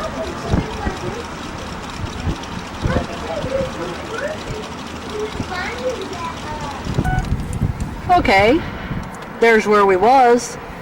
There's where Hep got out of jail. There we go. We broke him out of jail. All right. Okay, here we are at Fair Oaks Dairy. We're going to go on the tour with Jerry here. There we go. This is the Learning Center. The close-up cows every hour. Now, on your right, you'll see the birthing area. The birthing area is where the cows actually have their calves. Here, they're almost constantly supervised by a maternity technician who monitors progress and makes sure that the cow doesn't have any difficulties. The technician can provide assistance if it's needed, and the veterinarian is on call at all times if they are needed. But because it is a natural event. Less than 5% of all need any assistance at all. Normally, the calf should Why have they got like block after giving birth, the cow rests the calf clean, and within 45 minutes, the newborn calf will be standing. During that time, a maternity technician will give the calf its first feeding called colostrum. Colostrum is the very first milk a Prussian cow produces and is rich in important natural disease fighters called antibodies that protect the calf against disease for the first few months of its life. So, we make sure the calf gets 4 feedings of colostrum on its first day of life, 1/2 gallon each feeding. The colostrum is collected from fresh cows on the rotary, tested for quality, and brought back here to the maternity area. That way, we make sure the colostrum was collected in a very sanitary way, and each bottle is rich in the disease-fighting antibodies before feeding it to a newborn calf. Here at the dairy, the sooner we get everybody on their own routine, the cow back in the milking stream, the healthier they are. The cow recovers from calving more quickly by being milked 3 times a day. A few hours after birth, the calves are each given a clean small hutch with a thick bed of straw. After the calves have received all the colostrum, they'll be fed 1 gallon of milk per day from the dairy that has been pasteurized to destroy any harmful organisms that could cause the calf to get sick. After about 8 weeks, the calves are eating over 8 pounds of mixed ration that contains grain, fiber, and mineral mix. Both sides of the road are calf hutchers. Bull calves are sold, but all the calves that are heifers, which means they're female, become milking cows. Shortly after they're eating more than 8 pounds of grain ration, the heifers will be moved to a heifer raising farm until they are ready to rejoin the herd as milking cows. Because the calves are grown with other calves from our dairy, we maintain biosecurity. The cows stay in the same herd, even when they go somewhere else to grow to production maturity. Every time the calves are picked up and moved, the hutches are stood up on end and pressure washed and sanitized. The old sand is taken out and spread back into the field, and the new sand is put in so the hutches are ready for new calves. The very same heifer calves that left the dairies come home when they are almost 2 years old and about 70 days from having their first calf. This process of returning heifers to the same dairy allows us to maintain and improve the herd. We breed our animals on the dairy for a specific set of desirable characteristics, such as good legs, udder shape, milk production, and feeding efficiency. Artificial insemination, also known as AI, is a modern way of ensuring the genetics of the calves have these desirable characteristics. As a result of our breeding program, we continually have excellent producing dairy cows to replace those who have become too old or no longer are able to produce. These holding tanks on each side, that's where they used to. Now we are entering freestall barn number 2. Here, most of the cows have been milking for at least 5 months, and some of the cows are already pregnant and entering into the last stage of their milking cycle. Normally, cows become pregnant 3 to 4 months after calving and milk until they are 7 months pregnant. This means a cow's milking cycle is about 10 months long. When a cow is 7 months pregnant, she begins her 60-day dry cow period. I'm sure you've noticed the sand beds.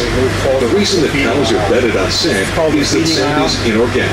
That means it will not support bacteria growth. This means it helps protect the cow's udder from infections. This area of northwest Indiana has an almost endless supply of sand. Another very important reason for bedding on sand is cow petting. Sand helps support the cow's weight without creating pressure points that cause sore elbows and knees. It makes it easier for a cow to get in and out of her bed, and it forms around her to spread out her weight. The sand is brought over from our farm's sand pit and loaded into what is called a sand chute. The sand shooter carries sand into the barn, and a high-speed conveyor directs the sand run into the beds. Here in Indiana, the summer heat and humidity is terrific for growing corn, but can be a little warm if you don't have air conditioning in your home or car.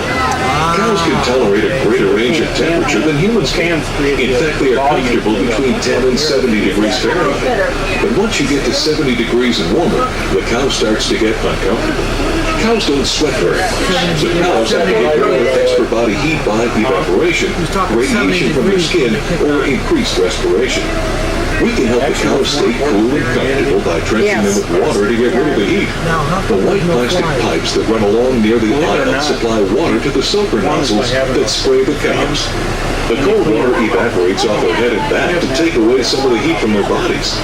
A cow's normal temperature is 101.5 degrees Fahrenheit. So with a nice cold soaker and lots of fans overhead, it's cool and breezy in the barns, and the cows like that. In fact, we maintain a 7-mile-per-hour breeze over the feed manger and the beds.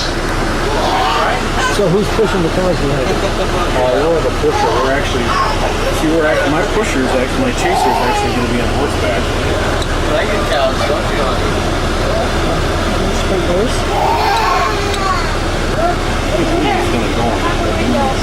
He's gonna split them. He's splitting them. Can't believe it's going. Way down here. During the winter, cows are much more comfortable than humans. They have the ability to keep themselves warm by eating extra food. This is possible because their digestion process generates heat for their bodies. The most important things the dairy farmer can do for cows is to protect them from the wind and moisture, keep their water troughs from icing over, and ensure that the walkways are clear of ice. To protect the cows from wind and moisture, each of the pre-sold barns is equipped with 2 sets of curtains, one at the top and one at the bottom of the barn. The curtains on the bottom are lowered to prevent the wind from reaching the cows once the daytime temperature gets below freezing. The top curtains are lowered to keep in some of the natural heat of the cows' bodies when the temperature gets below 20 degrees. All the water troughs are supplied with an internal heater to prevent them from freezing. Front-end loaders are used to scrape the walkways, and salt is applied to the crossover aisles to make sure the cows always have sure footing during cold weather. That's the worst thing about You see some of the cows lying down in their stalls. They're relaxing and chewing their cud. A cud is feed that they've already consumed. Cows have 4 stomachs, and they will eat until they fill up their first stomach. Then they'll lay down, rest, burp the food back up, and chew it again. They'll chew that food for roughly a minute and a half, and then they'll swallow it. The second time they swallow the cud, it will go to the second or third stomach, depending on how finely ground up it is. Chewing a cud is also a sign that a ruminant animal is very comfortable and very healthy. It's one of the first signs of health that herdsman looks for. Patient area. Yeah, no hugging your Please cow. remain seated until the driver indicates it's safe to stand up. This is the milk, by the milking We parlor. actually designed this a little different the way we're going to do it. Our observation area is going to be designed a little bit different than this. We're actually going to drop off point. It's going to be in and out so the flow of traffic is one way and then it goes one way. Well, they didn't design this with a whole lot of room to move in and out of here, did they? I mean, what? Reverse and like rotary. They got one operator, he can control it. 72. Zero left. Where do you go? Wait. Oh, we can't go this way. Can we? Yeah. Okay. And use automatic milking equipment to harvest milk in a clean, efficient manner. As you have heard, cows like a simple routine. For this reason, the dairy farmer tries to ensure that each cow is milked the same way every time she enters the parlor. You definitely see them chewing their cud because they enjoy the rotary ride and enjoy being milked. It takes about 8.5 minutes for the cow to make a complete turn on the rotary. The actual milking time is about 5 minutes, but there are several steps taken before a milking unit is attached. There are dairy technicians working with cows in different positions around the rotary. Because you cannot see them from here, the monitors show you the various steps that are done to harvest milk on a rotary farm. Every step of the milking process involves quality and cleanliness. The first step in properly milking a cow is to disinfect the teats and prime the cow. Immediately after entering the rotary, the teat area on the udder on each cow is sprayed with a disinfectant solution, and 2 squirts of milk are taken from each corner. This is called priming, and it is done to stimulate the cow to let down her milk, as well as to check for any signs of poor milk running. If the technicians see anything abnormal with the milk, the cow is milked into a bucket and the milk is discarded. Her number is recorded so she can be evaluated by the herdsman. The next step is to wipe off the disinfectant and ensure that the teats are clean and sanitary. This is done after the disinfectant is on the teats for 30 seconds to ensure that it has had time to kill bacteria on the teat. Using a separate towel for each cow, the milker removes the disinfectant and cleans the teats, one at a time. This process also continues the stimulation started by priming. The next milker is positioned where the cow will be 60 seconds after priming. Now, the technician attaches the automatic milking unit. The milking unit uses vacuum to gently massage the teat and draw the milk into the body of the milking unit called the claw. The claw is attached to a sanitary milk hose, and the vacuum power pulls the milk to a meter.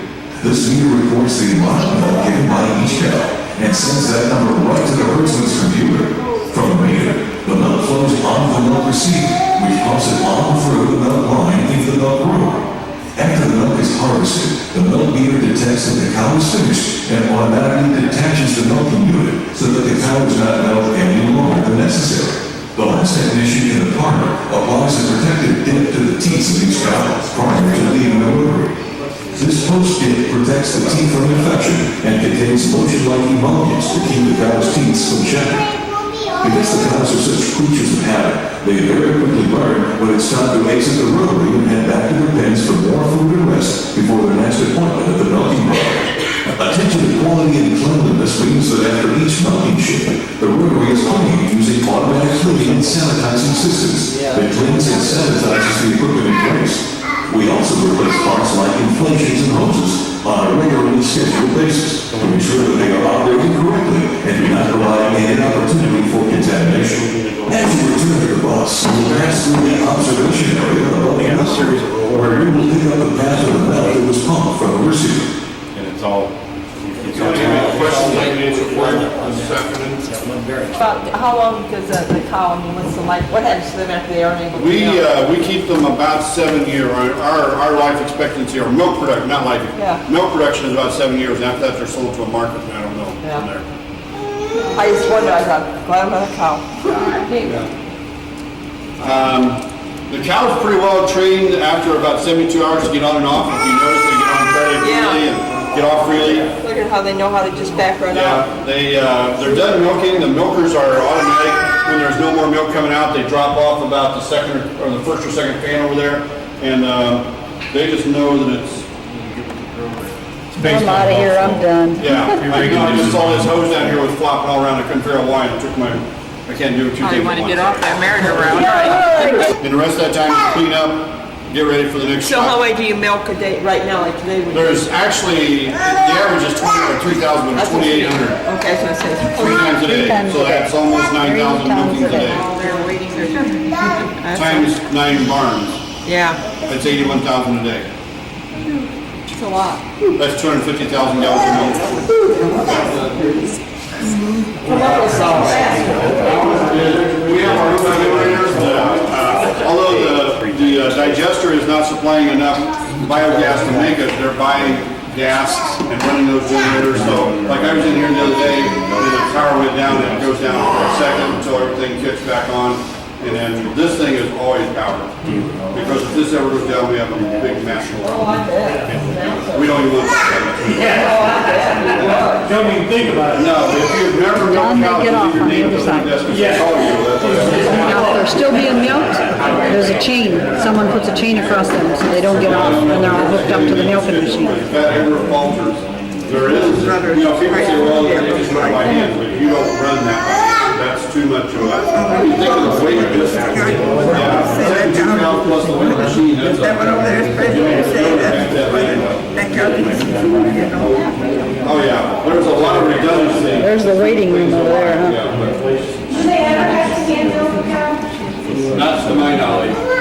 I've never seen nor heard of one. Even the cows that are delivering calves and they keep that first milk across, they're milked out here because there's so many of them. I mean, they can continue to milk that out. So. They're cleaning them up.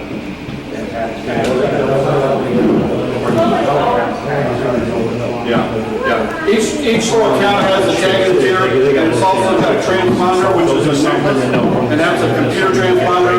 When she walks in, it automatically sets that up, and that little monitor machine machine in the upper right-hand corner, it's her number, and that comes off that transponder, but it's the same one that's in her ear, so. And then the amount of milk she produces at the bottom of that, and it's all sent to a herdsman's computer daily.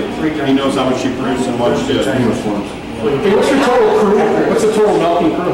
How many people on the milking crew? Total crew that run this actual dairy is less than 30, probably 25. Wow. That's 24-hour. Per shift? No, that's per day. Okay. The milkers, these guys are on the floor working 12-hour shifts, but they rotate all the time. They don't stay at one spot all the time. They work 12-hour shifts and they get several breaks. So there's 2 shifts that do basically all the milking, but there is, of the total 9 dairy units, there's less than 300 employees. It's that automated. And that, they don't feed at night, so the guys who are doing the feeding and mixing, they aren't here. But they don't feed at night. They bank it all because we're not driving through it for one. I mean, they kind of watch what they do because we have to drive through the barn. At night, they don't worry about it. How they know how to get out of there. Okay, if you want to come to 36 degrees, you'll show the place.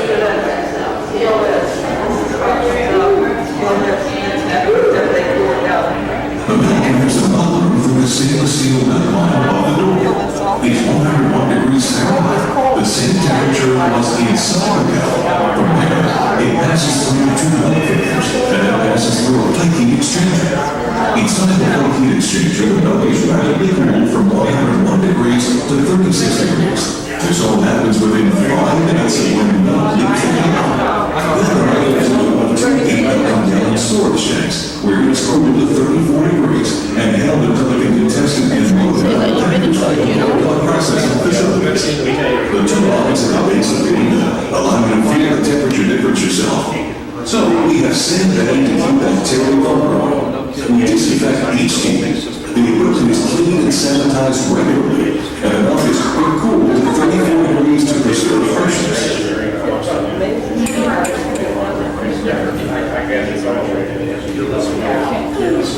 milk comes in as 1.5 and it goes to that shelf plate, and it's dropped to 36, and then it's dropped another 2 as it goes to the tank, and everything is shipped raw. That's why it's shot so quick. It keeps the quality of it. And the only milk that is not shipped raw goes across to the cheese plant or the ice cream cheese factory. Everything else is raw milk going out. When do they clean those tanks that the trucks haul the milk? They have Those to are clean cleaned inside. on a daily. If you go right west of here, on 14, there's a big tank cleaning facility. Press the start button. The laboratory. And this is for the cheese processing, right? Like most things, the quality of dairy products depends on the quality of the ingredients they're made from. If you want to make world-class quality products, you need to start with world-class quality ingredients. The cooperative to which the dairies of Fair Oaks belong has been recognized as producing some of the highest quality milk in the United States. Okay, so here we go. We take this milk and combine it with the finest natural ingredients to produce world-class specialty cheeses, ice cream, and other quality dairy products.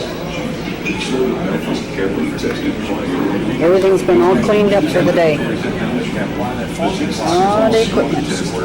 inhibitory substances and analytical tests for the individual components of milk. The components include protein, milk fat, minerals, and other solids. Once a load passes the laboratory tests, we unload it in insulated milk silos, but ensure it stays cold and fresh until it is ready to be processed into world-class dairy products. World-class? You might be wondering how we can make that claim. Well, our master cheesemaker, Randy Cranbule, is following in the traditions of his father and grandfather, who were both involved in the cheese industry. Randy has competed in both. This guy keeps washing things. Oh yeah, gotta clean it all up for tomorrow's batch, huh? Cheese production. Once the milk enters the main cheese plant, it is at the perfect temperature for the starter cultures to grow. What makes each cheese unique are the special strains of beneficial bacteria that are added to the milk to convert it to a totally different food. The starters are slightly different for each cheese, and each has its own handling methods. In smaller open vats, the starter cultures are added, along with rennet, to help the cheese form a semi-solid mass that is very much like yogurt. Once the curd is formed, the cheesemaker checks the pH and the texture before inserting the wire knives to cut the curd. The knives cut the curd into small squares and begin the process of allowing the whey to escape from the semi-solid curd. This process of the whey being removed continues as the curd is heated and stirred, and it hardens into the distinctively shaped cheese curds. With saturated saltwater solution. It is into this water that the cheese is placed. This will cause it to begin hardening by forming a rind, as well as adding salt and flavor to the cheese. Different cheeses spend different amounts of time in the brine. A soft cheese like Munster may spend only 24 hours in the brine tank before being removed for packaging. A hard cheese like Asiago can spend a week in the brine tank before additional aging. In fact, many cheeses have special storage needs, and for this reason, we have 3 separate aging rooms with their own specific temperatures located in the rear of the plant. One room, the Swiss room, is maintained at a constant 72 degrees. The room is used to store Swiss cheese and allows the bacteria in the store to continue to grow. As the bacteria grow, they release carbon dioxide, which forms the distinctive holes in the cheese that the Swiss is known for. These holes are known as eyes to cheesemakers. Another room, the Gouda room, is maintained at 50 degrees. Gouda and Edam also have eyes, but they are much smaller and are created by the bacteria growing at a lower temperature. This also changes the way the cheese tastes. Of course, we also have a cooler for storing all the cheese prior to shipment. This room is maintained at 38 degrees, or about the temperature of your refrigerator at home.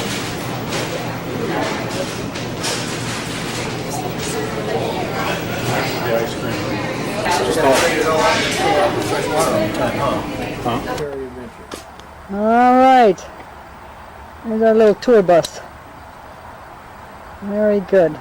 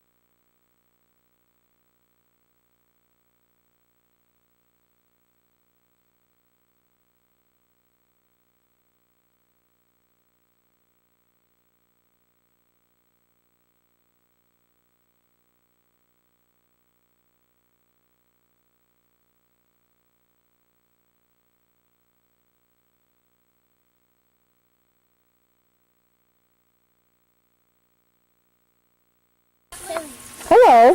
What's your name? What's your name? Is it Kimber? What is my name? No, that's Katrina. She's on her bicycle, huh? We're out here today. It's a beautiful day, huh? Oh, it's not a... Sunshiny. Sunshiny. You gonna ride your bike? Okay. Robert wants to go that way. Kimber, what you got? Kimber, show Grandma what you got. What you got, Kimber? What you got? Who are you walking? Excuse me. The rabbit. What's the rabbit's name? Smokey Joe. Okay. The 28. Yeah. So that one blows, you're going to have to get some 25 amperes. Yeah. Hello. So it's a question of Huh. either switching or just putting... Where'd the doggies go? Where's the dogs? One ain't gonna go. Oh, that's right. There's Blue. There's TC right there. Oh, way over there. Okay. Blue's trying to look macho for the rabbit. Oh, is he chewing on the wood? There's Blue.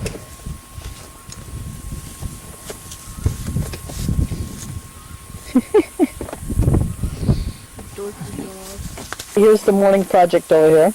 Barbie car. Mechanics that work here. Blowing fuses. I know, huh? We have the crew chief. Crew chief? Oh, hi, crew chief. Yep, Okay. crew chief, yep. And That's the dorky chief. Yeah, he is dorky. Oh, I don't think so. Crew chief for Stewart. Yeah. Who was it? They got suspended for 3 games? No, go on. Or for 3 races? Blue's in love with the rabbit. There you go, Kipper. Oh, yeah. No, I think you don't need that's to an ride it up. idea. Keep going forward. Go forward. No, that's Blue is a Chihuahua Dachshund. Wait a minute. And he's got his sister over here. Where does sister go? Sister's behind me. We got to take. Okay, there's the sister.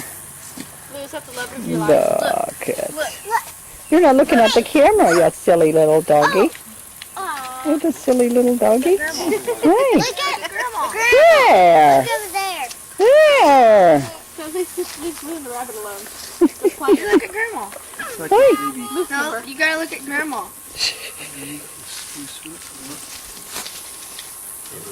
There we go, huh? Yeah. There's Grandma. Yeah. We'll have to get a video of them when they're wrestling and chasing each other, huh? Anything? There's a short. It's got to be on the gas pedal. There would be a short down in there then. Wires.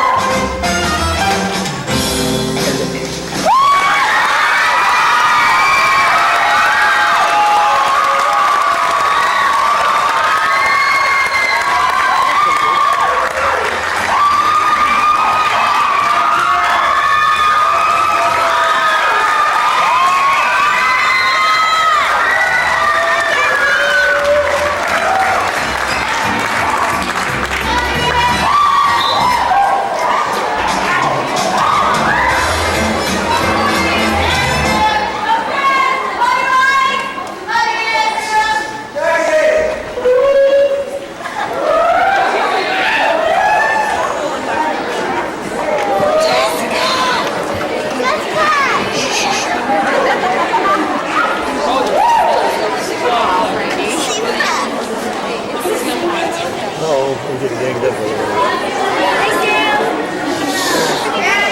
Our first concert. We'd like to thank you for being here. We're going to end with the school alma mater.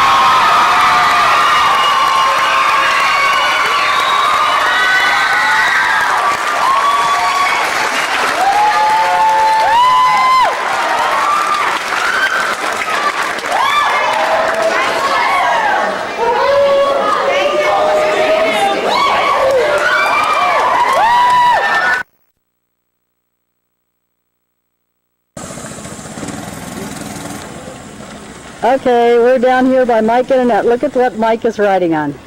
This is a guy Foster from Canada. This too. Cool. Oh my God. I just want to take a picture this way, you know. Oh my God. Gotta come over and take a look at the seat, Ginger. Come over and look at the seat on this. Okay, now what do they call these? Powered bar stool. A powered bench. Hey, look at got the beer, right for the beer right there. Is that spliff or what? See, those are toys for big boys, Hap. Oh. That's what Holy you cow. need. You better go for a ride on this rocket. Find the old rope and away you go.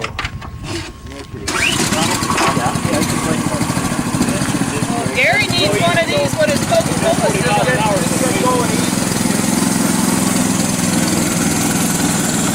You need a horn and light.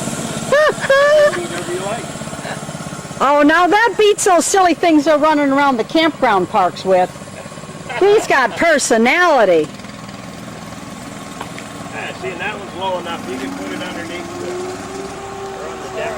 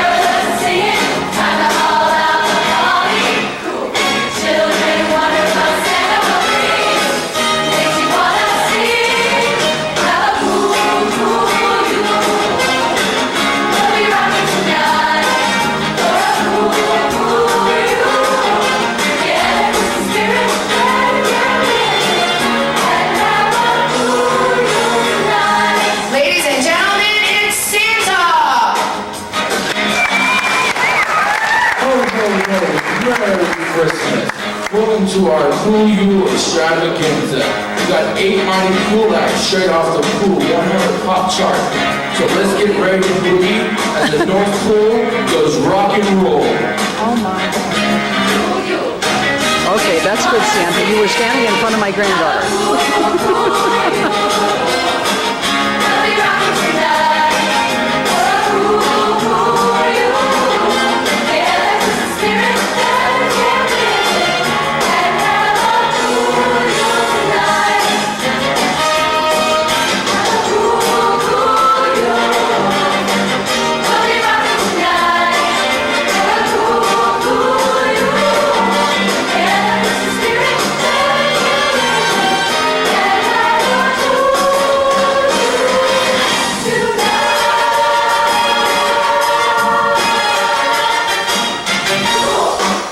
Next up is a group you've all been waiting to see.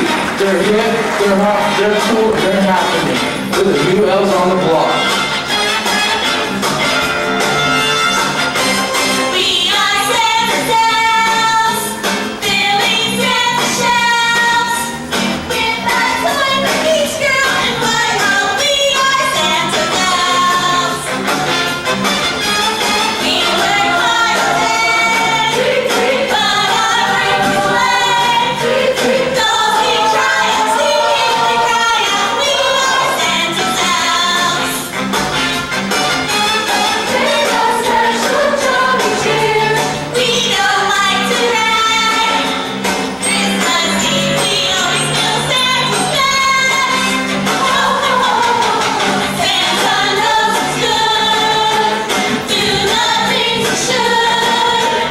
And we mention he won't forget you. We are Santa's elves.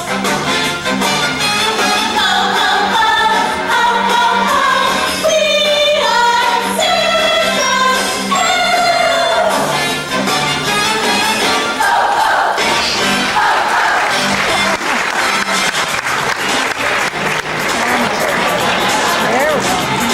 Here's a little group that's cool, the rapping way that sets your toes and tapping. Holiday cheer that gets the big, the tang with fall off cool again.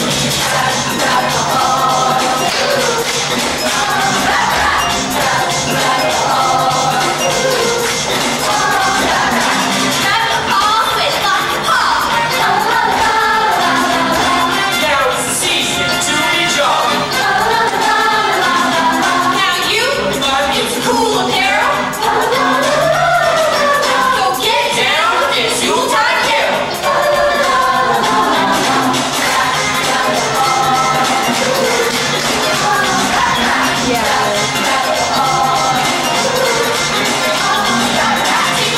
Blaze of you before us. Time to hit the harp and join the chorus. Follow me in some bad pleasure. We'll rap to you about Yuletide treasure.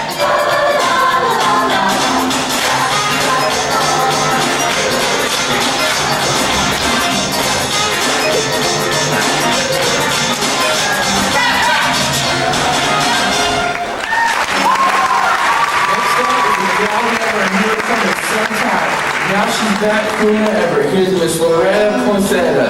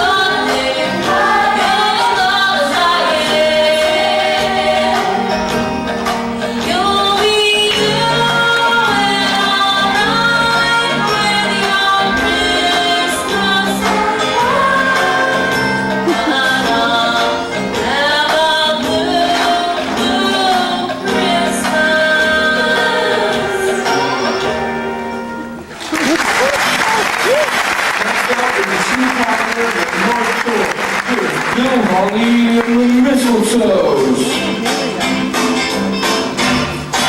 1, 2, 3, 4, jingle bells. 5, 6, 7, 8, jingle bells. 9, 10, 11, 12, jingle bells. Jingle, jingle bell rock. Jingle bell, jingle bell, jingle bell. Jingle bell, jingle bell. Snowing, snowing, pushing the ground. Now jingle all around. Jingle bell, jingle bell, jingle bell rock. Jingle bells chiming, jingle bell time. Dancing, dancing, jingle bells swing. And across the air, the rockets are jingle bell rock. Don't fly that away. Jingle bells are jingle bells. Don't fly that away. Giddy up, jingle all the way. Jingle all the way. It's a big jingle bell.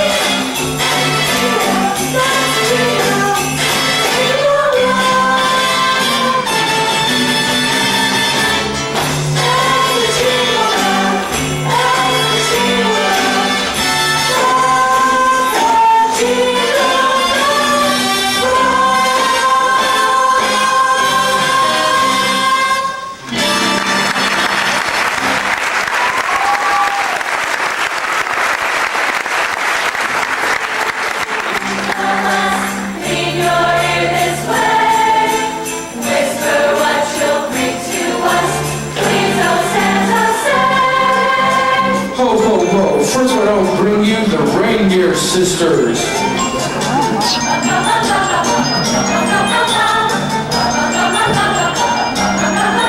Mr. Santa, bring us some toys. Bring Merry Christmas to all girls and boys. And every night we'll go to sleep singing and dream about the presents you'll be bringing. Santa, promise us please, give every reindeer a hug and squeeze. I'll be good as you can be. Mr. Santa, bring us, please, please, please. Mr. Santa, bring us Christmas joy.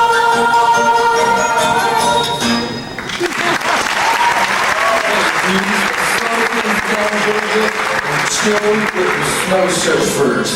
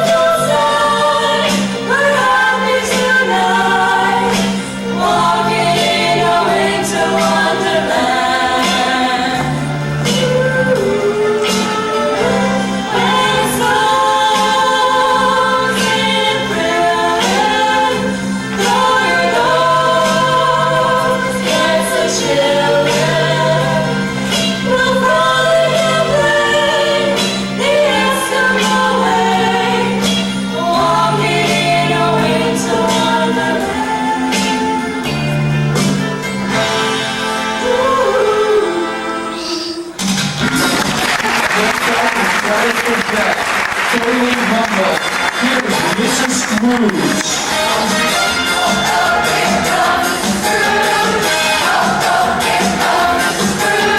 Everybody ought to get up early, but not to see the presents leave the tree. Let's cut out Mr. Neighbor Day and add another Labor Day. And that's the way that Christmas ought to be.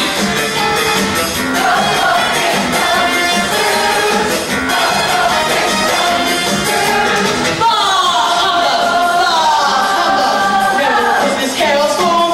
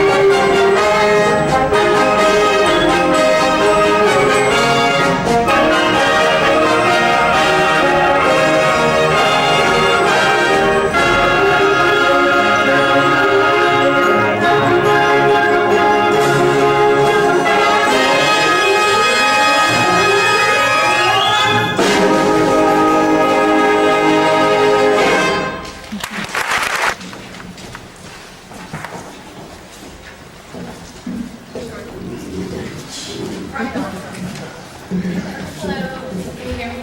Hi, my name is Hillary Wood. I am the choral costume mistress, and we did a 50-50 raffle. I'm sure most of you saw me and got bugged by me, so I'm going to draw the winner right now. Uh-oh. So for the ones to draw.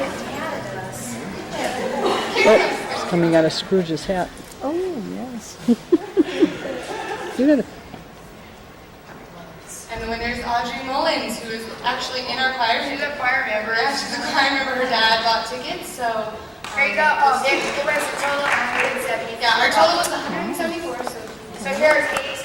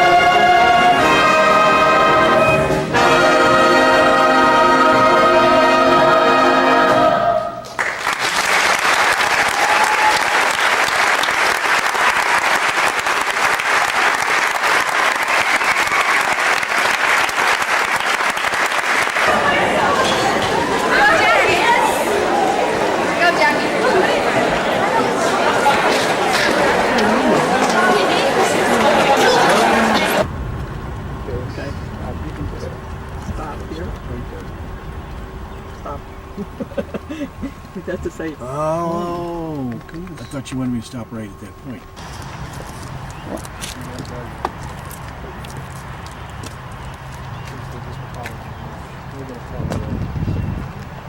He said, well, we got the Washington Monument right there. Oh, wow. And then now what's this up here on top of the hill is, I don't know. that was some, I don't know. like a monastery or something? I have no idea. Yeah, I have no idea, huh? The George Washington Monument over here.